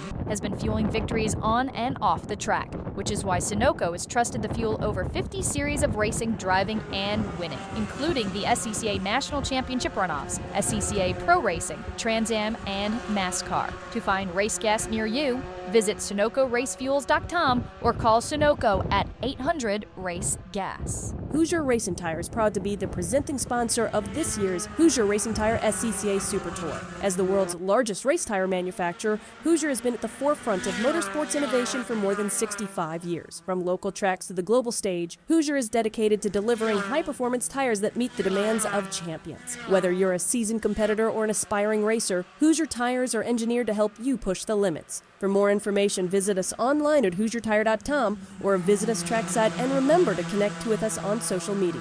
If you like what you see today, become part of the action by joining the Sports Car Club of America. Whether you want to drive, flag, organize, officiate, have fun with cars, or meet 65,000 enthusiast friends, SCCA offers plenty to feed your motorsports obsession. Ask someone trackside about how to get involved or visit SCCA.com for more information. It's the 2025 Hoosier Racing Tire SCCA Super Tour, the premier amateur road racing series bringing together top SCCA road racers from across the country. The Hoosier Super Tour visits some of the greatest tracks in North America, showcasing each of our 23 car classes. From production to GT cars, prototypes to Formula cars, the Hoosier SCCA Super Tour packs a ton of wheel-to-wheel racing action into every event.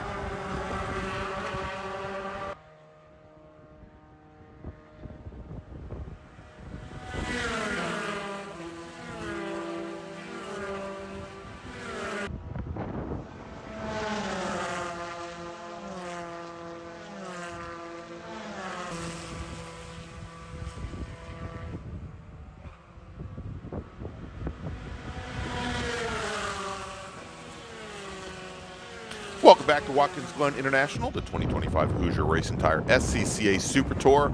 It is qualifying day here at WGI on track right now. Our Spec Race 4 Gen 3s, all 33 of them. And Brendan, new provisional pole sitter, Caleb Schrader. They're in the number 99 machine, and he just turned in one heck of a flyer. 205 flat. Good for 24, almost a quarter of a second on the rest of the field. Yeah, it's a little tough to tell on the Flagtronics display here, Greg, but I think he's dropped behind the Stripling group. They're headed down towards what would probably now be the heel, down at turn number 8. If we can try and pick... Now there's... Whoa, spinner there. And I just missed the... And that is the number 3 machine that we just...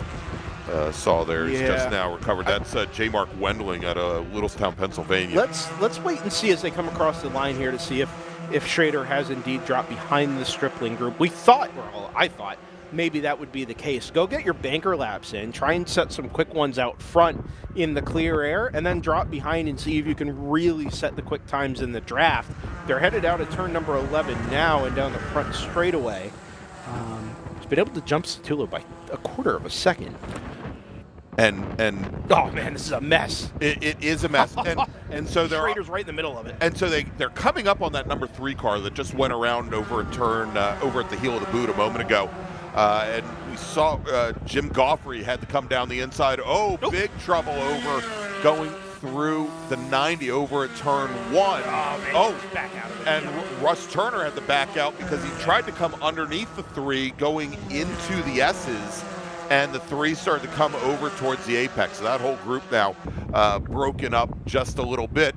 And it looks like Jim Goffrey's actually found himself separated out from the rest of the field, as now Bobby Sack and Denny Stripling are locked up nose to tail. They are, and that's important because if you look at the top 10 at the moment, Greg, it's all the drivers you'd expect to be there, but kind of turned upside down. Other than Schrader at the top, Satullo second, Burkhardt third, Goffrey fourth, and Odell fifth.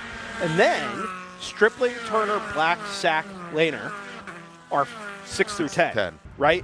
So if Stripling and Turner are going to not let the the fast guys run away at the front tomorrow, and they're going to stay in contention. A couple of extra spots in qualifying here, and we do have Q2 to come tomorrow morning, to be clear. But a few extra spots here would go a long way to accomplishing that.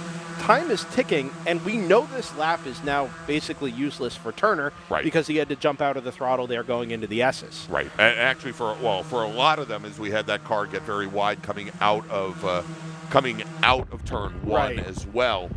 So there's not pressure here per se, but maybe a little bit of increased urgency in these last 2 laps or so to see if they can go match that time of the 99 of Schrader at the front. And anyway, the margin from them up to Caleb Schrader in the 99 is upwards of half a second for Stripling, 0.6 for Turner and Black and Bobby Sack as well. So that top 9 is kind of your lead pack at the moment in terms of lap time. And yeah, I think now is going to be the opportunity, this one and maybe 2 more, to go try and set a quick time. All right, and it looks as though the 99 car now has dropped back just ahead of Denny Stripling as they come into the 90. And then you've got Russ Turner, and then you've got Goffrey there at that back of that pack. So still juggling a little bit as Stripling now. Is that the 99 just ahead? No, yeah. So and this is making a little more sense to me, just ahead of Denny Stripling. Not only is there the 99, but Caleb Schrader, the 99, is now hooked up with John Black, 2 teammates out from the West Coast. Sack, I think, is just right out in front of John Black as well. Exactly. A little bit of race practice here as well, Greg. We know, in addition to them going for lap times now, this is vaguely what the top 9 or 10 is likely to look like when we start our 25-minute race tomorrow afternoon. So these drivers getting comfortable around the track, maybe in the conditions as well here, nose to tail in this spec fight in SRF Gen 3. This is a good chance to, like we said, get comfortable and prepare for the race. Yep. Attention in the paddocks. SMX and Touring 3 racers, please head to the grid. Spec MX5, Touring 3, please head to the grid. Wide out there at turn number 6. I didn't catch a number there, but really, really close to having the right rear on the white line through the laces of the boot. Yeah, and I think, is that the 99? I wonder if that's the 99 or if that's the 3 still caught up with some of these. Might have been the 3. It wasn't the 99. That group was pretty well clear. Yeah. Headed up into the Achilles now. By the way, Brendan, there's been some pushback in the chat over calling turn 9 the Achilles. We'll have to watch that. Listen, if I'll call it the off-camber if you want. I've just never heard it. Well, it's the only corner here that's off camera. The corner name's probably older than I am. Well, the race, well, yes. 2:44 left on the clock. Continues to tick down. So this group will get 2 more laps here. This one and then 1 more to come after. No improvements for virtually anybody that time. No. Ben Jacobs in the 71 is really the only one down P20. And we do have Denny Stripling and his teammate Russ Turner. They are a number of car lengths back from any of the other racers on track here. And actually, as we see here, coming up through the S's now, separating out just a little Everybody bit. is. Yeah. Look at how this pack is broken up. Yeah, so and now, whether it's broken up or dealing with some slower traffic going into the inner loop here at the bus stop, is we've got at least one car now who just missed the braking zone and rejoins. That Sack? I think that might have been the 07. No. 197. That was Odell. Yeah, that was Odell, and when he rejoined, obviously, came right back as cars are exiting the inner loop and need to push out, and so a couple of the cars may end up, as they probably had to get out of the throttle a little bit, may have lost what may have been good lap times for them. Yeah, I mean, the word is, are you supposed to still come to a complete stop there at the inner loop? It used to be. Yeah, but I don't believe they have anything written into the supplemental regulations here. Like in Portland, for example, if you blow the Shelton chicane, the festival chicane there, drivers are instructed they must come to a complete stop. But I don't think that is the case here. I'll double check on that and see if that's. If I remember correctly, Greg, there used to be a local sort of phraseology or procedure for cars that missed the chicane, where you would say something to the effect of no, yes, no. Right. Which is no, he didn't take the chicane, yes, he came to a stop, or something like that, no, he didn't gain an advantage. Yeah, and the word we got there on Odell was no, or at least no, with the note that the rejoin was a little sketchy there. I don't know that he was any further, he could have been any further to the left. It's just where he came out in relation to the pack by virtue of the fact that he didn't slow down much through the cut there at the inner loop. So I'm sure that'll be looked at and talked about after the session. You always get this with these chicanes that get put in for the express purpose of slowing cars down. Something to watch for the race tomorrow, although advantages will be made much more apparent once we're under racing conditions. All right, checkered flag now being displayed at the starter stand. First driver to take the checker is the 42 machine. And all following will see that checkered flag, but of course these last flying laps do count. Craig chased that initial driver to see the checkered flag, and so we'll see here how that lead group does. The majority of them still on track. A couple drivers had called things off and skipped the last lap. We've got Jim Goffrey on the pit lane right now. But as we watch this last field, and still a majority of the lap to go, as a couple of them getting very bottled up there, coming through the inner loop.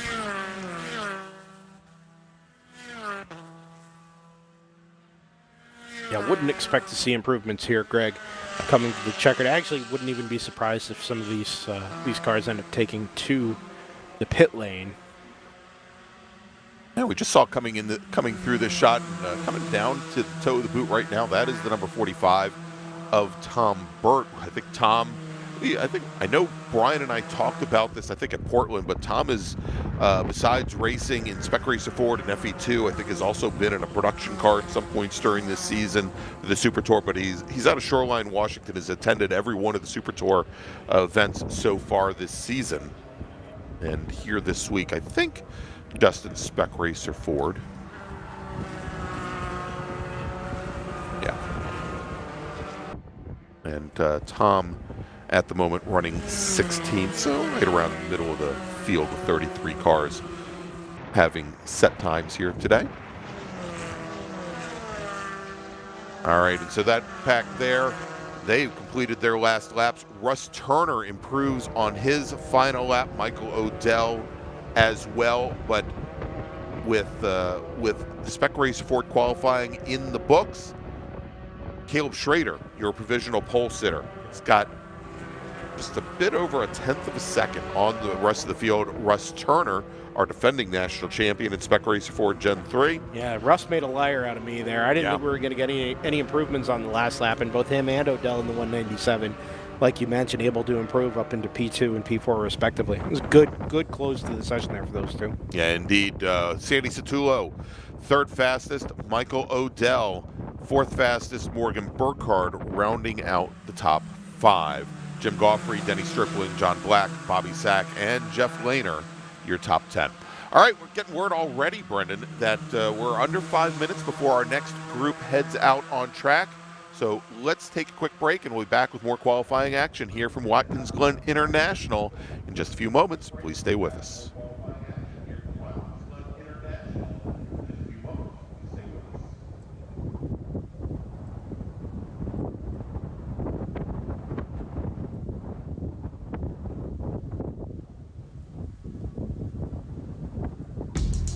We're not supposed to be out here. Outside expectations.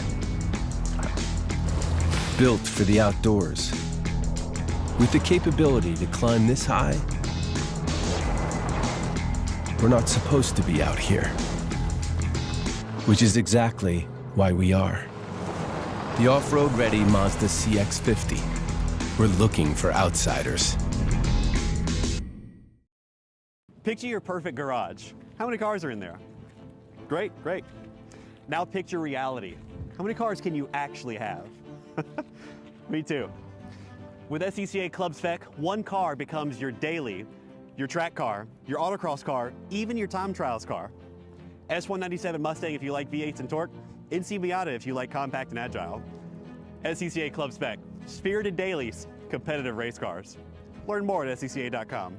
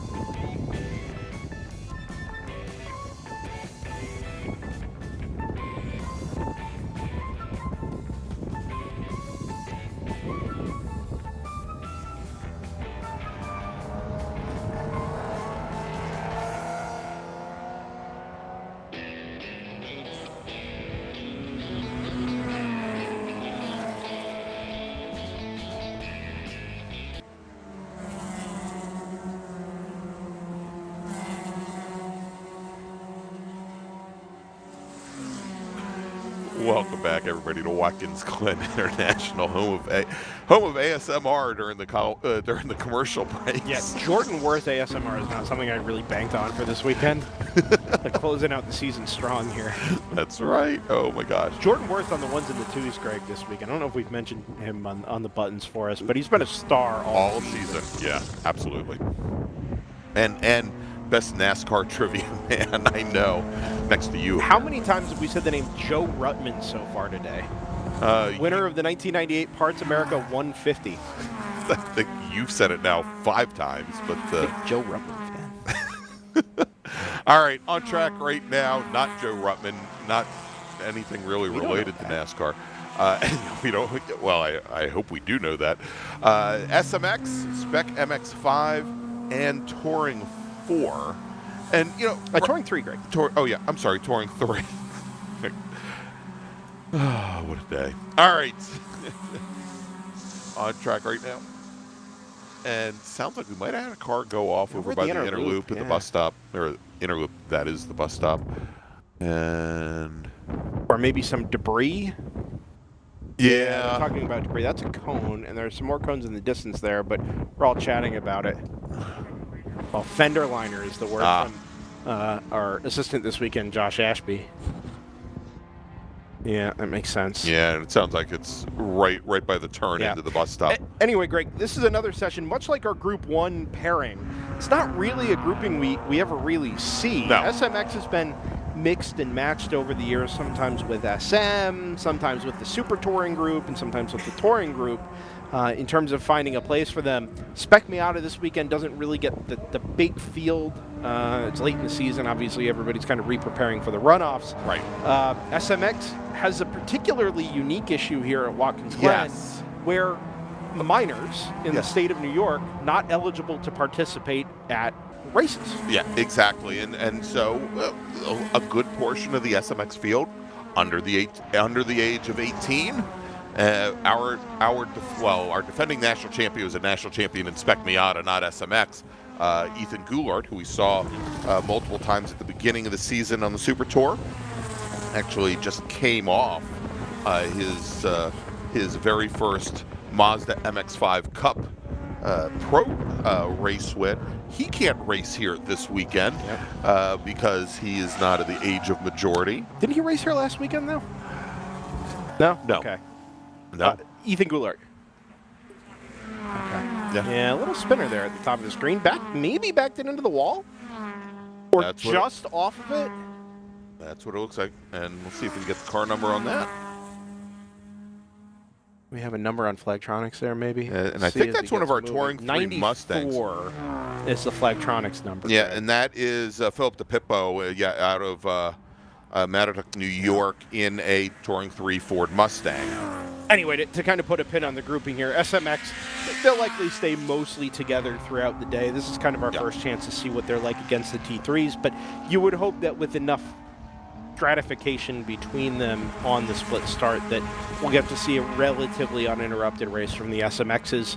That being said, a little multi-class experience, can be of a benefit as you go up through the ladder here. So an opportunity with a smaller field to get some of that experience. Don't know, is our points leader currently in, as we do get that Mustang moving now away from the outer loop.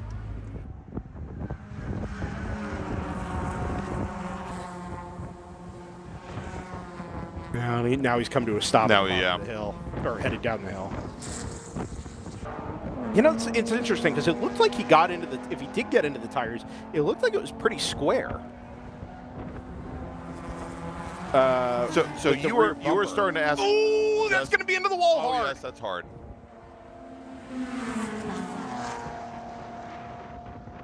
That was really high speed off in the braking zone. It's like maybe some contact headed down in there, but it scrubbed virtually no speed off and collected the blue banded tire bundle there at the exit of turn, kind of the exit of turn one, pretty hard. Car number 1, potentially Matteo Naranjo. Naranjo, yeah.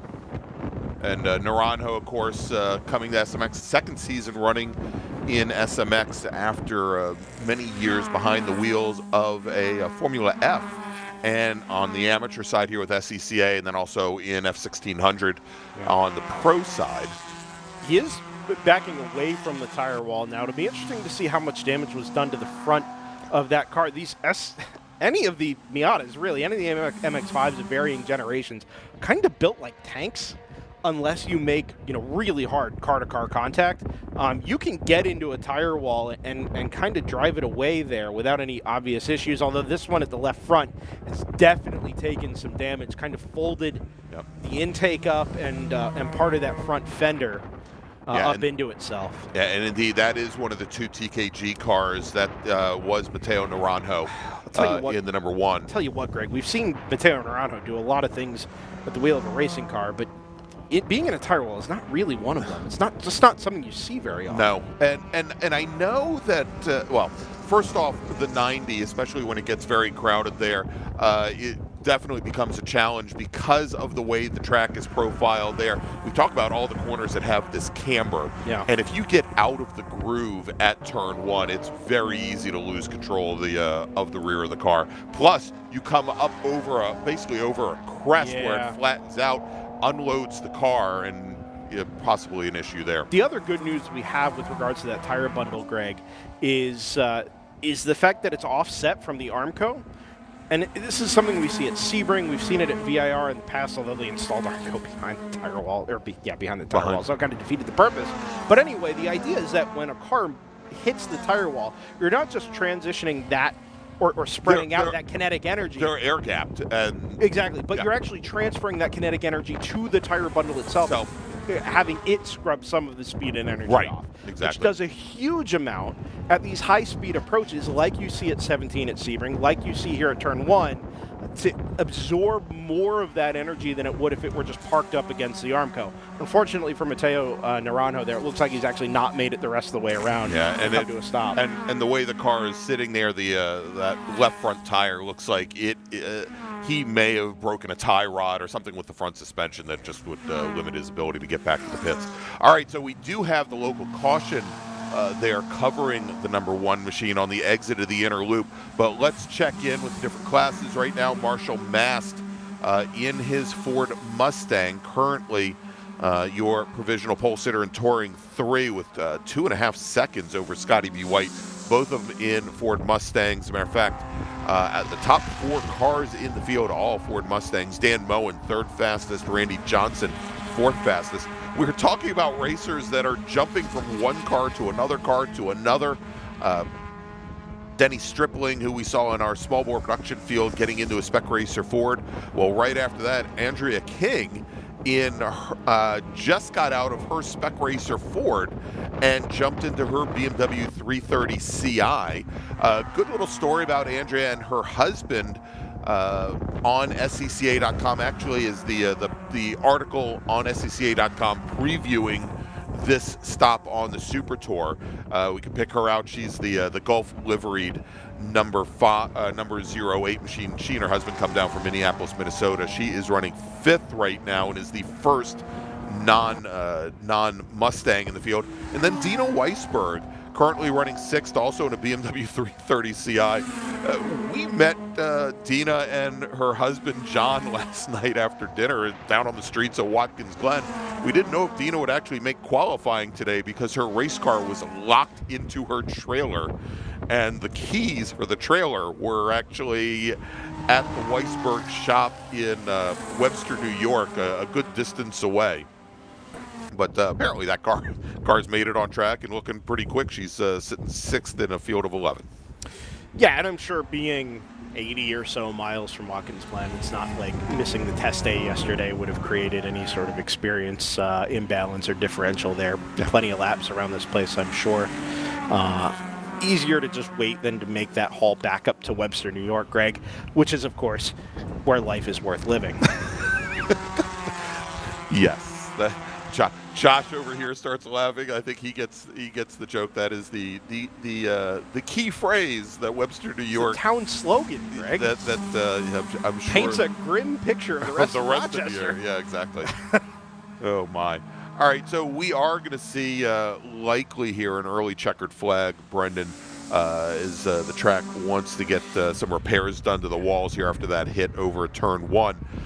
But real quick, you were about to say something about points leader in SMX before all this started, and I was wondering where you were going with that. Of course, Ethan Lampy, currently the Super Tour points leader, and Matt Novak out of Chicago, who we saw earlier in the season, up towards the top of the leaderboard. Actually, Lampy and Novak are tied for the lead right now at 150 points with Ethan Jacobs, who finished, I believe, 2nd in SMX at the runoffs, currently sitting 3rd in the championship, and then Camden Gruber, who got his very first win at Mid-Ohio in SMX, currently sitting 4th. Lampy and Novak are not here this weekend. Correct. Greg. Yeah, which what Jacobs is in the 199.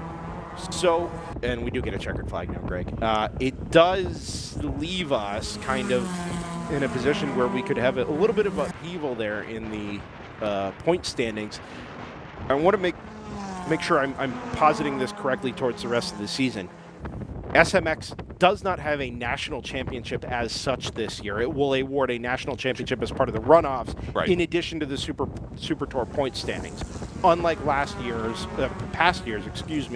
where it was a touring championship and the national champion was as decided by the points. Is that correct? That sound right? No? Okay.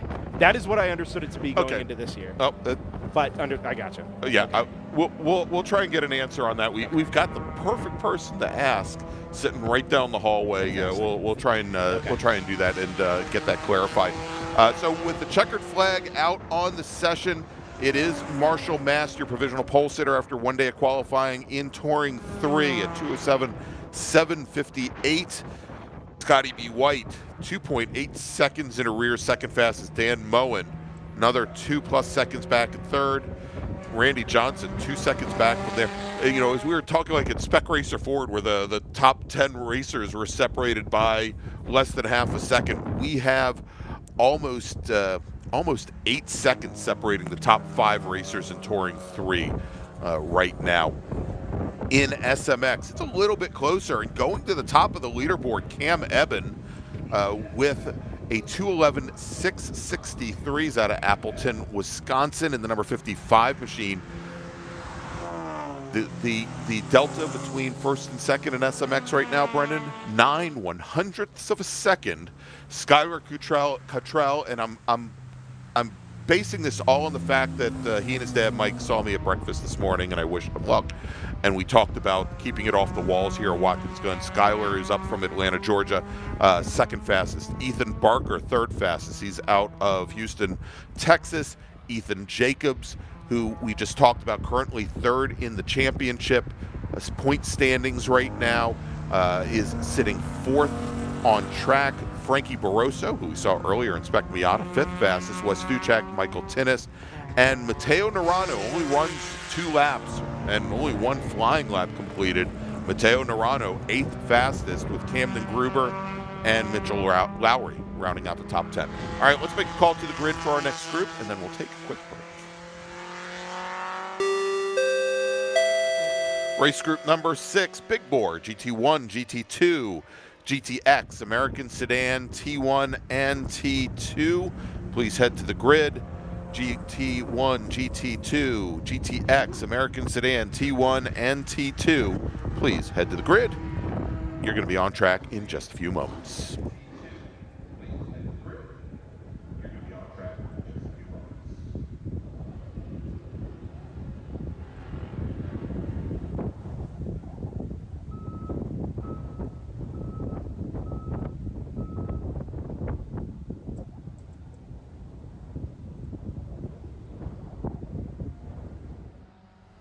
Mazda's been very supportive of racers within the SCCA and all the other grassroots organizations for many, many years.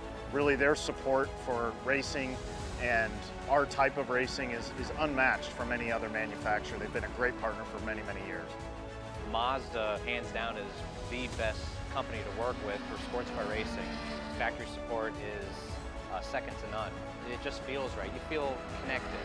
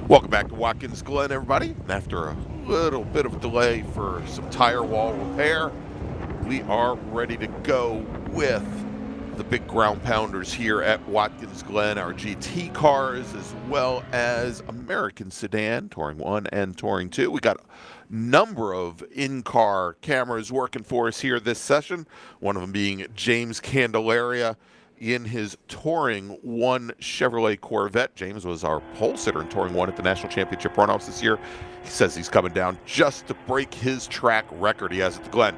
Then we've got the GT1 machine of Alan Cohen out on track. That is the number 45 Ford Mustang. Alan's out of Merrick, New York. And we'll see how he does today. Then we got Bruce Griffin. Bruce back with us here. He's from Trinity, Florida. He is driving the his Touring 2 Chevy Corvette. We had Bruce on for a number of our early season Super Tour outings at Sebring, Virginia International Raceway, what have you, as drivers are out on track now and looking to put in their outlap. We just saw come through the screen in the blue and white number 15 American Sedan 3rd Gen Chevy Camaro, Danny Richardson, now two-time national champion in American Sedan. And if you haven't had a chance, great conversation that Danny had with our own Brian Bielanski on the Inside the SCCA podcast. You can find that wherever you get your podcasts from, or have it on YouTube on the Racer Network. It was a great episode, and I've known Danny for a number of years. Both he and his mother, Pam, who have raced in that very same car. And good to see Danny having some great luck. All right. First drivers now coming out of turn 10 now. And, getting ready to unleash the fury for any of you Washington Capitals fans. Unleash the noise here at Watkins Glen International, the 122 of Joe Frieda. The little red Corvette going to be the first to take the green flag and start qualifying here for our big bore racers, Brendan. Yep, John Weisberg directly behind. As I know we mentioned John earlier, but John's under a little bit of a crunch this session here. Got to get the laps in group number 6, hop out of the number 11 Iron Smoke Distilling, a Rochester favorite. Yes. Sponsored number 11 Camaro, and jump right into the Touring. Oh boy, no, the STL. It's actually an STU. Darn it. STU BMW Z4. There we go. The STU Z4. Thank you, Greg. Yes. My knowledge is a little bit rusty, but anyway, these back-to-back groups, particularly for John, posing a little bit of an issue. So we may not see him run the whole session, which is why we see him maybe just getting after it here, directly behind that number 122 of Joseph Frieda. On board with Alan Cohen now through the exit of the inner loop into the outer loop. Being told, but we can't hear that, but we're being told by Jordan that we're getting radio communications from Alan and the crew. Does Jordan have the dump button available if he needs it? Oh my.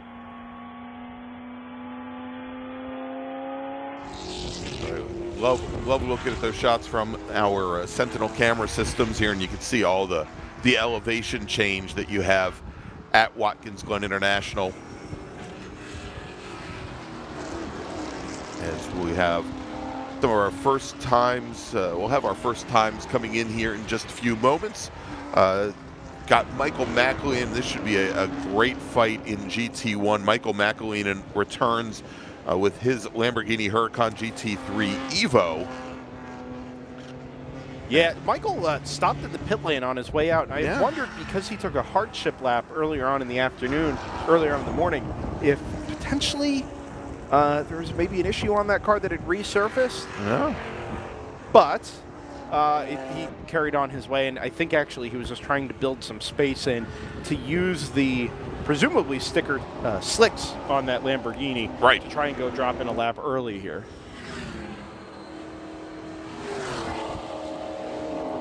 And, you know, we haven't seen, because we can see that car from about 3 miles away, that it's like Kermit the Frog green, metallic green, and I haven't seen it complete lap number 1 yet. It's possible he made the right-hand turn, then back into the paddock. Yeah. Down at the end of pit lane. I didn't follow him once he got moving. I figured, okay, yeah, he's just building in space, and off he goes. Yeah, I haven't seen McAleenan or John Helmers. No, he did come around, Greg. Well, yeah, but I 25.6. He's just remember he's at the tail of the line. There he is. Okay. Coming into 10 now. Okay. Yeah, that's well, again, so the very first lap, because they actually crossed the stripe going down the pit lane, I believe every time we see a single lap, that's actually the out lap. So No, that's what I'm saying. Right. He did the out lap. This will be the first flyer for Michael now. Yep, and here comes McAleenan. Yeah, straight to pole. And straight to pole with 7 seconds on Joe Frieda there in GT1. So, well, maybe he is carrying some speed, Brendan. In GT2 with a flying lap in the books, John Weisberg, as you mentioned, trying to get things done early in his TA2 Camaro. Sorry, Greg, we got a car off over at turn 8. Now, it looks like it's Frieda, actually, in the 122. Now we go straight to black flag. Yeah, we're going to go to a black flag, bring all the racers down the pit lane. Way off to the left outside of the camera is what we see according to Flagtronics there. It's a quick old spot to end up off the track. All right, so I was saying that, and maybe this is the perfect opportunity for John Weisberg. Of course, all the racers now have to bring their cars down the pit lane, but Weisberg, who quickly goes to provisional pole in GT2, brings the car down the pit lane, puts it into a pit box. Crew is taking a look at the tires. We may see Weisberg jump out of the car so that he can jump over to the BMW and set up for the next run group. Yeah, he went straight to pole. Like we said, he got right after it. But we only have one flying lap in the books for this group. For sure. So it is possible he can be displaced. But as you say, this black flag does provide an opportunity maybe for him to take the pressure off and go get prepared to go run the STU session rather than to go do more laps in the TA2 car here. And as it stands, he has not gotten out of the car, and we're on board with James Candelari here. The car directly ahead of him on the pit lane, that is the Weisberg car. So we'll be able to see if he gets out or not. Now, should mention that under black flag conditions, crew's not allowed to do any work on the race cars. They are many of them are getting tire temperatures, which is certainly allowed, but they can't do any work. As we see Bruce Griffin now working his way down the pit lane, and I think getting a lot of these racers now starting to get queued up so they can be some of the first cars back out on track. So with Weisberg going quickly to the lead, Jen Carpata in her Chevy Camaro. Jen's put in some time in Trans Am in I think not in TA2. It's one of the like GT. It's TA, and then there's like XGT. XGT, I think, is the class that she's been running in, and she's been out of the car a little while. But my understanding, talking to my spy that always checks in on Jen, it's actually her spotter. My other announcing partner, Brian Donati, who couldn't make it up here this weekend, the spot for Jen, said that she's had some oil line challenges. Wanted to get some miles on the motor and make sure that everything works well. So she is currently second fastest, only 0.6 back from Weisberg Tony Ave, then 1.7 seconds back. We talked about GT1 quickly, where McAleenan right out of the gate put 7 seconds on the rest of the field. Not a big surprise, as I believe that McAleenan is the only one in an FIA GT3 car running in GT1 this weekend, and likely was able to get those tires to light up for him a little bit earlier than the big slicks that the traditional GT1 cars are running. It's not just, I think, Greg, that he's able to get them up to temperature quicker, which might be true. It's the fact that he's got TC and ABS to lean on the car when they're not up to temperature, right? True. And I'm sure, okay, you do your out lap at some speed, you come back and you put the flyer in, those tires are ready to go. This weekend is a 24 Hours of Spa. We were watching Super Pole on the monitor up here earlier before we started our coverage. And you could tell, right? Go do your out lap, you come around, you get the green flag, and that first lap, you're on, right? but the cars are designed to do that. They have the tools available to the driver from the factory to be able to go get that kind of pace. And I have a suspicion that that's got as much to do with it as anything for Michael in that number 3. It's a little bit of a bummer, actually. I think we saw that 3 back at Mid-Ohio 2 events ago, I believe. Yeah. And we were due to see a really solid fight between the 57 of David Paterick, and it was Ryan McManus in the bright orange GT1 Corvette, kind of reprising an excellent scrap from the year prior. McManus blew an engine, I think, on Friday and didn't end up running the rest of the weekend. And I think David either not there or David had an engine or some kind of issue on the Saturday. And the race basically just fizzled out, unfortunately. So we see another door opening there on that number 3. Yeah, so that of course puts a little fear in me that might take a little while before these racers head back out on track. Let's do this, Brendan, as we're actually getting pretty close to halfway. Yep. Let's take a quick break. Thanks some of our partners and sponsors. We'll update everybody on where we stand here in our Big Bore qualifying when we return. First, let me make a call to the grid for our next group. Attention in the paddock. First call to the grid for race group 7, STU, STL, and GT3U. Please start heading to the grid. Race group 7, STL, STU, and GT3U. Please head to the grid. So let's take a quick break. We'll be back here in just a few moments with more action from Watkins Glen.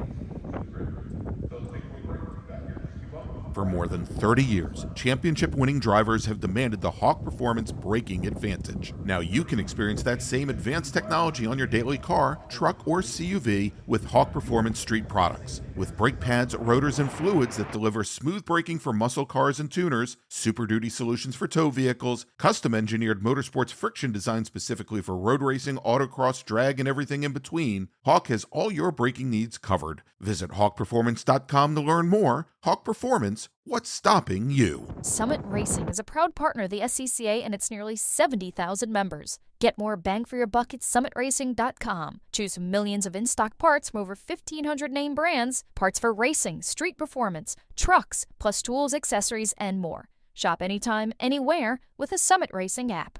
Ready for a new race trailer? Bravo Trailers is the exclusive trailer partner of the SCCA. Owned by longtime SCCA racers, Bravo Trailers work better, load easier, and tow better because we build them with racers in mind. Visit bravotrailers.com to see your new trailer in aluminum or steel. For more than 100 years, Sunoco, SCCA's official fuel partner since 2001, has been fueling victories on and off the track, which is why Sunoco has trusted the fuel over 50 series of racing, driving, and winning, including the SCCA National Championship runoffs, SCCA Pro Racing, Trans Am, and NASCAR. To find race gas near you, visit SunocoRacefuels.com or call Sunoco at 800-RACE-GAS. Want to try SCCA racing, but with an appropriate focus on fun and learning? The SCCA Race Experience program is exactly that, with both short sprint races you can drive by yourself and endurance races you can do with friends. All you need is an SCCA membership, a driver's license, a properly equipped car, and the right driver gear. Visit scca.com/racex to find more information and events near you. It's the 2025 Hoosier Racing Tire SCCA Super Tour, the premier amateur road racing series bringing together top SCCA road racers from across the country. The Hoosier Super Tour visits some of the greatest tracks in North America, showcasing each of our 23 car classes. From production to GT cars, prototypes to Formula cars, the Hoosier SCCA Super Tour packs a ton of wheel-to-wheel racing action into every event.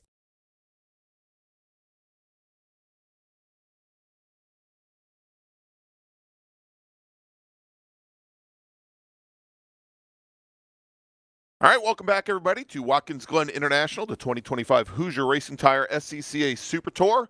And Brendan, as we take a look now at what was a line of racers waiting to head back out on track at the conclusion of this black flag period, is now a line of racers heading back to the paddock.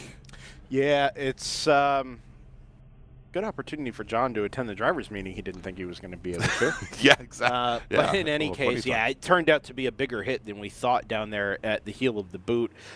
We saw from, it was either Alan's on board or one of the Corvettes. Anyway, whatever car came through there, some tire tracks that led right into the gravel trap, which is now half as deep as it used to be, obviously, because they paved a lot of that. Yeah. And then ends up in the tire wall, kind of perched up onto it / above it, out in the runoff there. And the recovery of that car and presumably the rebuild of the tire wall there is going to take us a few minutes more than we've got remaining on the clock. Yeah, so the checkered flag was displayed to the group, and we were anticipating probably about another 10 minutes or so for the work on the tire wall there to be done. So let's go, and again, thankfully these racers will have a second qualifying session. That will be tomorrow. Tomorrow morning, probably sometime around maybe 10:50 Eastern time tomorrow, we think, and they'll have a 15-minute qualifying session. So they're not going to have many laps to get it done. But most of these racers only got one flying lap. Some of them received two flying. Actually, that second flying lap was as they crossed the timing stripe on the pit lane. So in GT1, Michael McAleenan, your provisional pole setter after one day of qualifying, with Joe Frieda, who is the driver we believe was involved in that incident over at the heel of the boot, the number 122 Corvette, second fastest. Alan Cohen in the number 45 Mustang, third fastest Peter Mumford, and then Dan Spear. That is your top five in GT1. In GT2, John Weisberg with a 201.3, 67 hundredths of a second up on Jen Kerpata, who I should also mention that last May, not only had she been running in the Trans Am and running in the XGT class, she was also your winner in XGT at Lime Rock last year, and she's second fastest, Tony Ave third fastest, Tiger Tom Patton fourth, and then Joe Reppert rounding out your top five in GT2. In American Sedan, Greg Eaton, I think a three-time national champion, out of Woodbridge, Virginia, representing the Washington, D.C. region. Your provisional pole sitter time at 2:07.24. That's a second and a quarter up on Dylan Licklider out of Hamburg, Pennsylvania. In a Ford Mustang, Phil Smith in his Ford Mustang, third fastest, James Jost, Doug Cross, rounding out the top five. Danny Richardson, who we talked about quite a bit off of those times, currently sitting just out of the top five and sixth in American Sedan. If we move over to our two touring classes in this group, James Candelaria, with his flying lap, turns in a 2:01.25. He's got 1.3 seconds over Hugh Stewart. And look back to the great fight that Candelaria and Stewart had to open up the year, not on the Super Tour, but open up the majors season at Homestead Miami Speedway. And good to see that, and hope we see a repeat of that here this weekend. Tim Rubright, third fastest, Brian Goodman, fourth fastest, and then Ron Lombardo. And then finally in T2, Aaron Kaplan, with 2 seconds on Bruce Griffin, and then Russell King, that's Andrea King's husband, racing a BMW M2 CSR, third fastest in the class.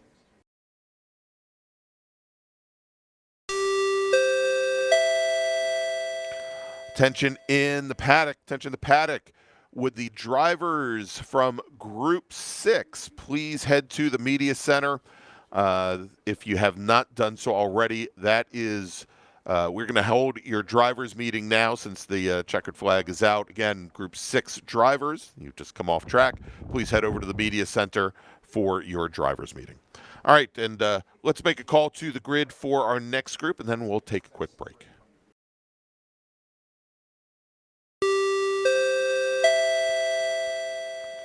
Attention in the paddock, Race Group 7, Super Touring Under, Super Touring Light, and GT3U, please head to the grid. Your race is next. Race Group 7, please head to the grid. Okay, everybody, we're going to take a quick break. As soon as I have some updates, I'll throw them in the chat for you. But hopefully we'll be back with our last qualifying session of the day here from Watkins Glen International in just a few moments for you. You're watching the 2025 Hoosier Racing Tire SCCA Super Tour. Please stay with us.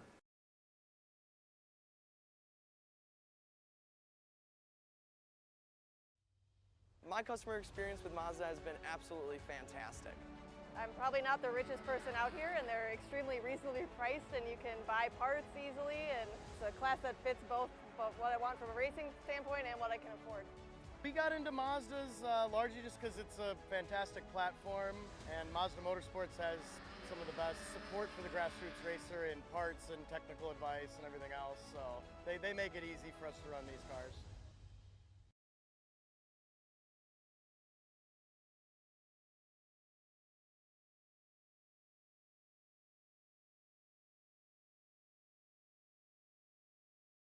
Bingheim, and I'm with Milwaukee Region. So my name is Carter Kundinger. I'm a part of the Milwaukee region, and I have been doing this for 3 years. Since about 88, so 30 some years. I've been doing this for 50 years. 2009 is when I started, so I don't remember a year how long. What makes you keep coming back? It is honestly, it's one of those, the cars and the racing are great, but you stay for the people. It's come for the racing, but stay for the people. Racing and, good people. It's not only the racing, but it's the people too. I mean, I can't go away from that. I've met a lot of my very close friends here, and just connections that you make with your fellow workers, even drivers, safety crew, just about anyone is honestly just something that, it just keeps me coming every single year, every single weekend. Because both my son and my daughter and my brother also flag. So it's a family thing. Well, there's a lot of excitement. There's a lot of excitement. If you're a race fan, there's no better spot. There's been a lot of great memories, a lot of friends, a lot of racing friends. It's a great group of people. Everybody cares for one another, helps each other out. Those are probably the biggest memories, more than just the racing. I mean, it's fellow workers, the drivers. It's been amazing. I've met my best friend here. My husband. So it's really a family event. I mean, it's great. I came out here when I was a high school student as a spectator and kind of fell in love with the place. And during my college years, I joined as an SCCA member and started working corners right away, and I've been doing it ever since. This is the best seat in the house.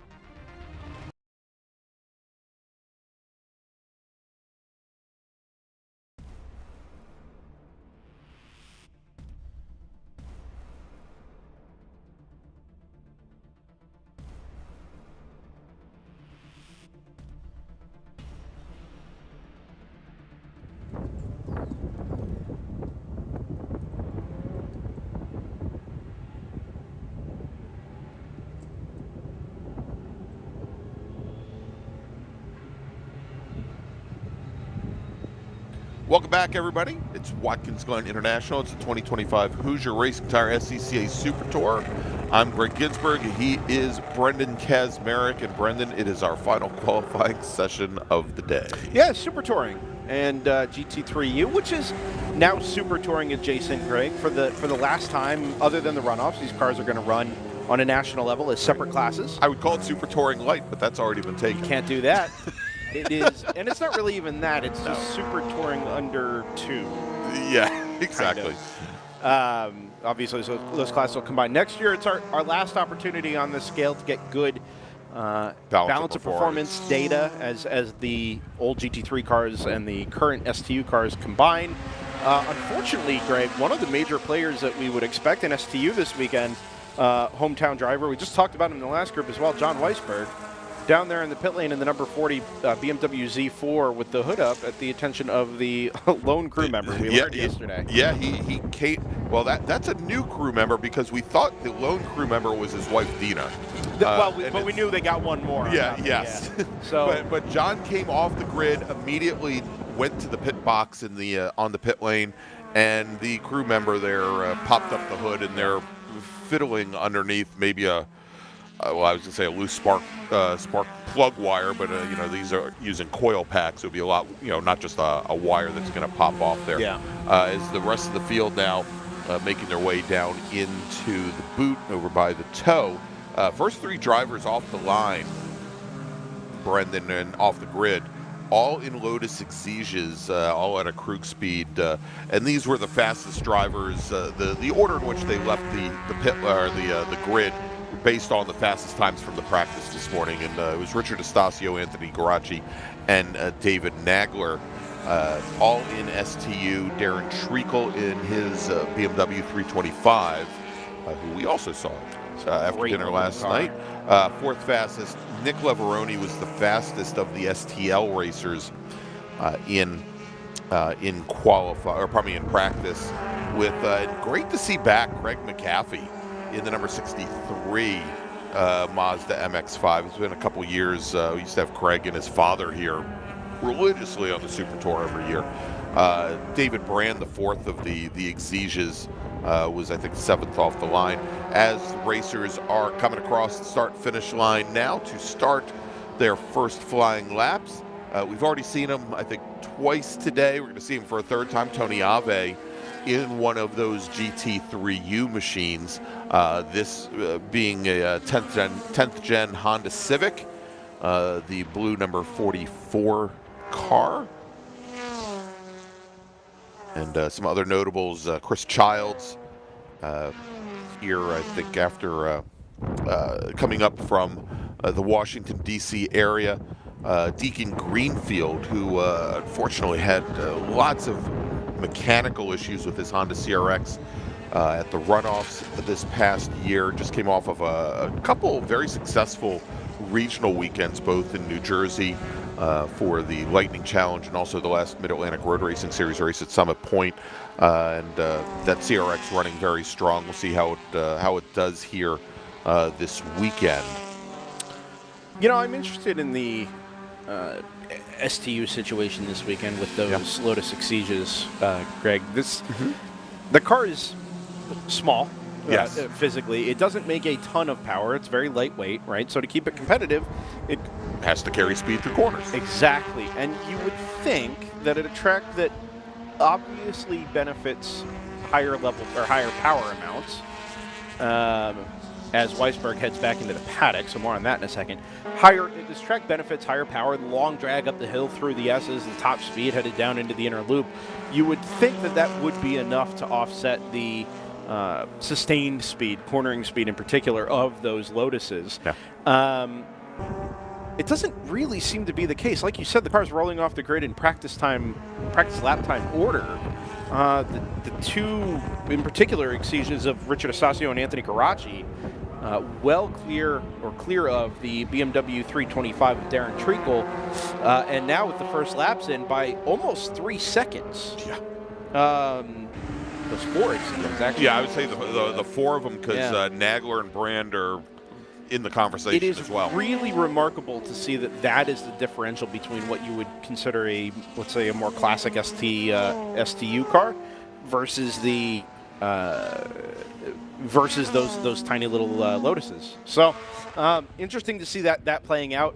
I don't know that I've seen this many Lotuses at a Super Tour event before. Usually we just get the one. Well, I'd say the one or the past for two. Estasio. Usually Estasio and Garachi had typically. Although I think it's been a couple of years. David Brand was a very much a regular here on the Super Tour for a number of years. It's worth noting, going back to the Weisberg issue, we did know he went back into the paddock. This is 2 years in a row, Greg, that he's turned up to the Super Tour at Watkins Glen, his home event, and turned zero laps in competitive sessions. Last year it was a test day accident that took not only the car out of contention for the weekend, but took John and the car out of contention for almost a year. I was going to say, we had John, after spending a night in the hospital, I think suffering a concussion, actually spent a good portion of the weekend here in the announce booth with us. But there was a lot of time out of the car for him. He had been running and planning to run a full TA2 season. Yeah. And I think that was also put by the wayside. My understanding is that the Z4, and actually you were there, that John brought the Z4 out for the first time at Mid-Ohio. No, he brought it up for the first time at Pit Race. The Pit Race Major was a couple of weeks prior to Mid-O, and then his first Super Tour was out at Mid-O. Anyway, the product of all that, Greg, is that we lose a real kind of heavy hitter in the STU fight. I mean, we've been waiting to see we know what that STU car is capable of. We saw it at Mid-Ohio. It was really, really competitive. But now, as we look at the times there, again, the top three, they're within just over a tenth of a second, which is really cool for those three Lotus Exiges. Treacle now slots into fourth, but he's still, he's got it within half a second now. I was going to say he's down at a little over 4/10. It was 2.5, so just taking a little longer to get up to operating temperature and full push mode there for Treacle.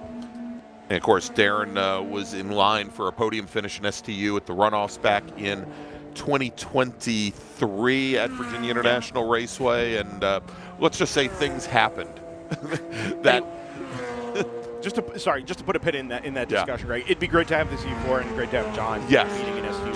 Totally agree. Really rounds the field out well, and I think we could really see something special for the rest of the weekend if he can get it figured out. Yeah, hopefully he can get it figured out. And again, this group, they're going to have one more qualifying session tomorrow. Yep. And we would expect and hope to see them out, I don't know, it's probably going to be around 11 o'clock or thereabouts tomorrow, we think. Tomorrow we're going to have a single race before we break for lunch, but everything prior to that is going to be qualifying. All right, so if we quickly take a look now at where we stand as we are... Ooh, that's backwards and just out of the tires at turn 6. Yeah, and that is Jim Schlechter, now listed as being out of Moab, Utah. And Jim, keeps it off the wall. And we'll see if he can get that car back up and running. And, it looks, he's still not moving it over to the left to the pavement. I think if we check the next camera, we'll see. And, there he goes. He gets it. He brings it back out onto the pavement. So we'll see what it takes to get that up and running. Seemingly... Brendan, we ran into almost everybody I know from the racing community after dinner in the Glen last night. One person we ran into before dinner was a good friend of mine, Mark Johnston, out of Frederick, Maryland. I believe out of Frederick, Maryland. And Mark is Jim Schlechter's teammate from it's called Alien Force Racing. And Mark, who is recovering from a back injury, not here racing this weekend. He also would be racing in STU in a Nissan 240SX, but he is on the mend. Just by coincidence, happened to be here at Watkins Glen with his wife. Imagine that. Yeah, doing a winery tour on the same weekend that the SCCA is here and racing. Hope you're having fun, Mark. Actually, I think Mark's here at the track here today. To jump down to STL here, Greg, I was going to call Craig McAfee as your provisional pole sitter. Just a couple of minutes ago. That's already switched over now. Nick Leveroni in the number 137 Mazda Miata has jumped into P1, cleared McAfee by just 0.2 of a second, and then Chris Childs another 3 seconds or so. Another person back. we ran into after dinner last The night. problem is, Greg, I haven't been around long enough to know who any of these people are, so eventually you're going to have to connect names. And I will. Chris was the one in the pizza box. Got it. Night, Okay. And his son, the swimmer. Got it. All right. Okay. Yep. So Chris is right now exactly 3.5 seconds off pole. Amy Mills. Yep. In that, I don't know if we can call it a new car any longer because she's been running it now for 6 months. But the 114 Mazda, and this is an STU specific build, currently 4th fastest. Dave Palfinier, now out of Miami, Florida, who was one of the fastest drivers in STL during the practice session this morning. Currently 5th fastest. Yeah, was the first car, I think STL car off the grid earlier. Yeah. Nico Leveroni in that 137. It's not been a short day or two here for Flat Out. No, they've had a lot of work to do. There had a car. One of his team's cars had an incident heading actually right in this section of the track here, coming down through the chute into turn 6. And when we pulled into the garages last night after putting out some equipment, Brendan, we saw, I think, 5 members of Flat Out jumping up and down with a Spec MX-5 car attached to the back of a pickup truck as they were trying to pull out the course support on it. But he's always got a large contingent of racers that he's supporting here, especially at what is essentially their home Super Tour event. Closest thing is Flat Out's based out of Massachusetts. Yeah, just before we head towards the break here, Greg, which we do need to take care of, yes. I do want to take a look at live timing because Darren Treacle was able to very nearly match his most recent lap time, 4th place in STU at the moment. Isn't on a quicker first sector, at least so far this lap, but being within half a second of the class leader, there is the opportunity with him with a little bit of clear road to maybe pick up a couple of tenths here or there and pick up, get himself into the top 3 at the very least and get in and amongst those Lotuses. That's right. And so Treacle's the lead car in the group that we just saw come through the toe of the boot. Blue BMW coming over the crest of the hill here, just behind the Exige. Yep, right there. It's a great looking car. It looks actually. Do we know if that car has any World Challenge history? It's a former World Challenge car. Yeah, okay, it looks like it. That makes a lot of sense. Would have been a touring car. The OG World Challenge touring car. Yep. Treacle, see if he's able to maintain the speed here. 46.7 in the 2nd sector. He's got a good 2 miles an hour up on the straight line speed of those Exiges. So not quite as much of a straight line advantage as I would have thought. Rounds the final corner here onto the front straightaway. We'll take a break after this, but we do want to stay on top of this STU pole battle. Yeah, and so as he comes across the line, it does not improve. So still sits 4th behind the 3 behind the 3 Exiges. All right, so Brendan, why don't we take our last break of the day? Thanks to some of our partners and sponsors that bring you this live coverage and have brought you this coverage all season long here on the SCCA official YouTube channel. Stay with us.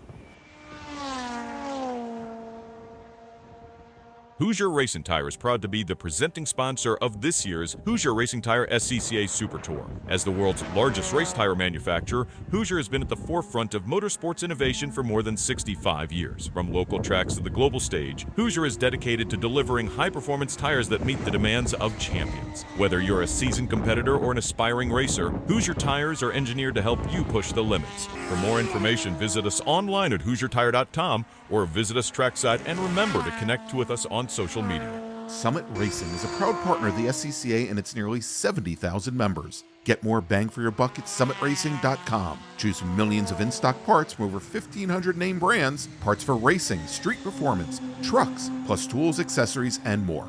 Shop anytime, anywhere with the Summit Racing app. Hagerty is the official and exclusive insurance partner for SCCA. Hagerty provides affordable off-track insurance protection for motorsports vehicles while in the paddock, in transit, in storage, and at the shop. They provide guaranteed value coverage and even have protection for your trailers. SCCA members can save 5% on insurance through Hagerty. Hagerty, let's drive together. Learn more at Hagerty.com. Mazza Vineyards is the exclusive sparkling wine for podium celebrations at the Hoosier Racing Tire SCCA Super Tour, SCCA Runoffs, and Tire Rack SCCA Pro Solo.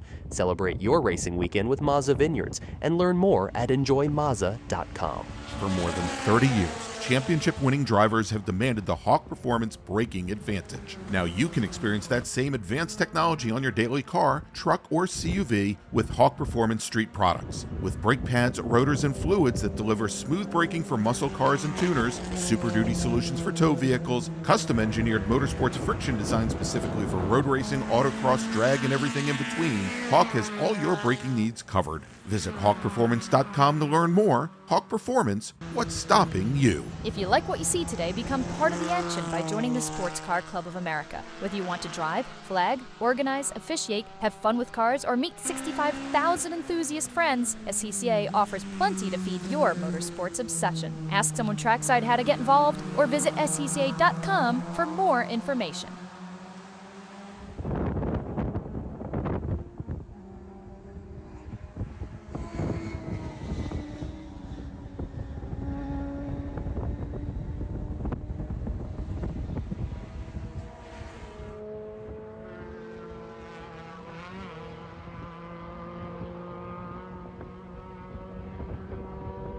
And we're back, and Brendan, I think I jinxed it. I was talking about Deacon Greenfield and what a good run he'd had for a couple of weeks, and not over yet. Yeah, well, no, that's Greenfield's number 32 CRX, and thought about pulling it over, and then thought about not pulling it over, and still not a lot of pace there, but I'm thinking that he's trying to get it somewhere that it wouldn't cause a black flag. Well, he's got gravity in his favor basically all the way down to the cut, over or inside of 1 Alpha there. Yeah. And we'll see now if he pulled onto the pit lane. All right. Good work. And that may keep things alive. Yeah. But it looks like Deacon Greenfield's day is now done. Deacon running sixth fastest out of 11 in STL in that Honda CRX. Yeah, no real changes. Well, I say that. As I was speaking, Treacle came through in STU, a cross start finish, and was finally able to get up in amongst the Lotuses, who were already close. I thought it was going to be an all or nothing improvement. Yeah, but not the case. It's not just in amongst here, Brendan. As Treacle put down a 2:05.995, that is just 2/1000ths of a second off of the provisional pole in STU set by Estacio. That's tremendous. So he put down what? That was, he picked up what? Almost 4/10 of a second that last time? It's the equivalent of kicking a field goal just inside the upright, Greg. Yeah. As close as you can get without actually, clipping the edge of it. He's got 0.2 of a second there, and then he's just 1/10 of a second clear of Garachi. Yeah. Directly behind. So it's a Lotus, BMW, and then a trio of Lotus Exiguas behind Darren. Which is, awfully intimidating to start off a race. We do have the practice session to come tomorrow morning, of course. I'm sorry, the qualifying session, Q2, to come tomorrow morning, of course. So these starting positions are not finalized. But that bodes really, really well for our races to come on Saturday and Sunday. It does, definitely. And especially when you consider also we may have the 40 of John Weisberg to play a role there as well. Would love to see this be a 5 or 6 way fight. Right the way through what amounts to a total hour of racing action across the next 2 days. All right, so Tony Ave, who has been our fastest driver on track in that bright blue GT3U tube-framed Honda Civic, he brought the car back behind the wall actually a couple moments before we went to break. He has right now over 10 seconds on Peter Tonelli in his Mazda Miata in GT3U. Gordon Nyberg another 7 seconds back from there, and of course, and maybe this is maybe this is part of the story. I mentioned earlier about Dino Weisberg's touring car being stuck being locked in the trailer. Yep. And how Tony Rivera had to bring the key down from the Weisberg compound and shop up in Webster, New York. Tony was out for practice earlier today in his GT3U. Mazda RX-3 did not turn a lap here in qualifying. So don't know if he had some issues with that car or not. We'll see if it comes out for qualifying tomorrow. Might have been Tony under the hood of John's car earlier. We don't know. Yeah, also of note here, Greg, we just had the number 15 of David Nagler down the pit lane on the back of a flat toe. Okay. And, I don't think they would have run, for as short as that car's session was, I don't think they would have run it out of fuel early. Yeah, just a few laps under David's belt there. Yeah. It was a competitive time, so that is a car we would expect to feature. Yeah, I mean, look, front of the field. He's only 11 thousandths back from Garachi in third in STU. Oh yeah. One of the other things that's worth mentioning here, we already kind of talked about the STU GT3U balance of performance headed into next year. Tony Ave's pole time is 2.5 seconds clear of Richard Estasio's pole time. This is a theme we've seen over the balance of the year, Greg. Jeff Durnell in the Mazda RX-7 has been pretty consistently the quickest out of either of those two classes. So I'm pointing to Brennan that apparently Deacon Greenfield managed to get his CRX moving again and took the cutoff. Basically, came in through one of the gates that leads back to the paddock and came back around. He's right behind the pit wall now, but did it in a rather unorthodox manner. But at least that car is back up and running, and crew is over to him now to take a look at the car and see what's going on there. But so here's an interesting thing, and these are the challenges when melding multiple classes from different categories together, Brendan, is that there have always been within SCCA the different categories of racing. You've had, I would say, different class philosophies, we'll say. And in the Super Touring, which was born out of initially when Super Touring Under had its very first runoffs back in 2010, and STL came on board, I think, a year or two years later. They were meant initially as a landing place for ex-World Challenge cars. And there was another class, STO, at the time as well, that was meant for the World Challenge GT cars. Didn't have a lot of traction, was gone after a couple of years. But there was one factor in the different rule sets for Super Touring as it tried to meld a bunch of different rule sets together. The world at the time, what was I guess Speed World Challenge and then Pirelli World Challenge. There was a specific STU and STL rule set, and then they also allowed improved touring cars in as well. But one thing that was common across all of them is that there was no chassis, supposed to be no chassis or no car older than 1985 to come in. And it's interesting because we're seeing it here this weekend in GT3U, which again going to be very different because Super Touring have been production-based cars. Sure. And whereas in GT3U, I mean, we've got a lot of tube frame, silhouette body cars, but we have out running in GT3U this weekend a Volvo P1800. We've got Tony Rivera's RX-3, which is like from the early 70s, and that's like the strangest thing for me in looking at this is that no longer do you have the modern-ish, and when we say modern-ish, 1985 is still, that's what now, a 40-year-old car at the oldest, so now even older.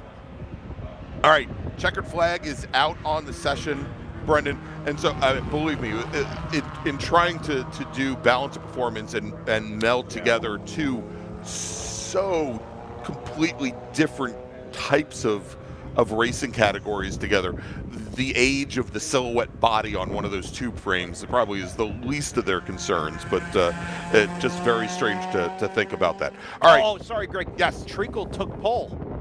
So there you go. We have Darren Treacle coming down the pit lane, and you are, well, of course you're right, as he goes and turns in a 2:05.928, as I'm talking about Volvos. And that is 65 one-thousandths of a second clear of Richard Estasio's Lotus Exige. Now remember, that is just provisional pole.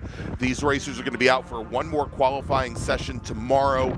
The weather, frankly, doesn't look like it's going to be as good as it is today, so we'll have to see how that plays out. But with the checkered flag out and looking, we don't have many cars still on course. No, it was a pretty short session for a lot of the STU field at the very least. 4, 5, 6, 7, 8 laps complete. And then to the pit lane. So in STU, Treacle, Estasio, Garacci. So then David Nagler. So the first 2 rows, provisional pole sitters of BMW, but the rest could be filled up with Lotus Exiges. Then David Brand, 5th fastest in his Exige. Jim Schlechter in his Nissan, 6th fastest. In STL, we've got the Mazdas all up at the front of the field. The top 5 racers all in Mazda Miatas. Nick Leveroni, Craig McAfee, Amy Mills, who moves up to 3rd fastest. Chris Childs, David Palfinier, who had been sitting 3rd for quite some time, drops down to 5th. That's a bit of a surprise.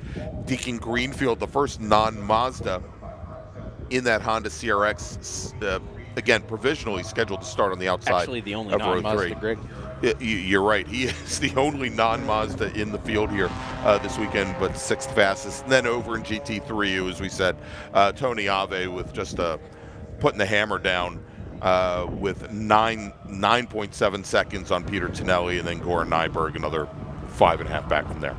I love stuff like what we saw from Darren Treacle there, Greg. Yeah. That is the dig deep, last lap, just lay down what you got.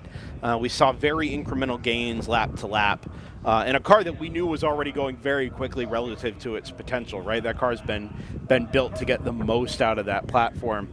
And just right at the end of that session, it was already a difference of thousandths and hundredths of a second, able to find that last 10th and vault from the 2nd row of the grid up onto, at least for now, the provisional pole in STU. It was really, really good stuff from Darren. Yeah, that great gain by him. And again, we're going to do it all again tomorrow. So let's take a quick look at the schedule. It's right there up at the top of the screen. We're going to be back with you here on the SCCA official YouTube channel starting at 8:30 tomorrow morning. We're going to have a final qualifying session for each of our 7 run groups. And then right at about 11:30, first race of the day, it is going to be Spec Miata and Touring 4, and then 6 more Super Tour races after that. And of course, we do it all again on Sunday. All the races tomorrow, 25 minutes in length. So for Brendan Kazmarek, for Josh Ashby, who's been our spotter here today, and for Jordan Worth, I'm Gregg Ginsberg. We'll see you tomorrow morning at 8:30 a.m. Thanks for joining us so much today, and we'll see you tomorrow.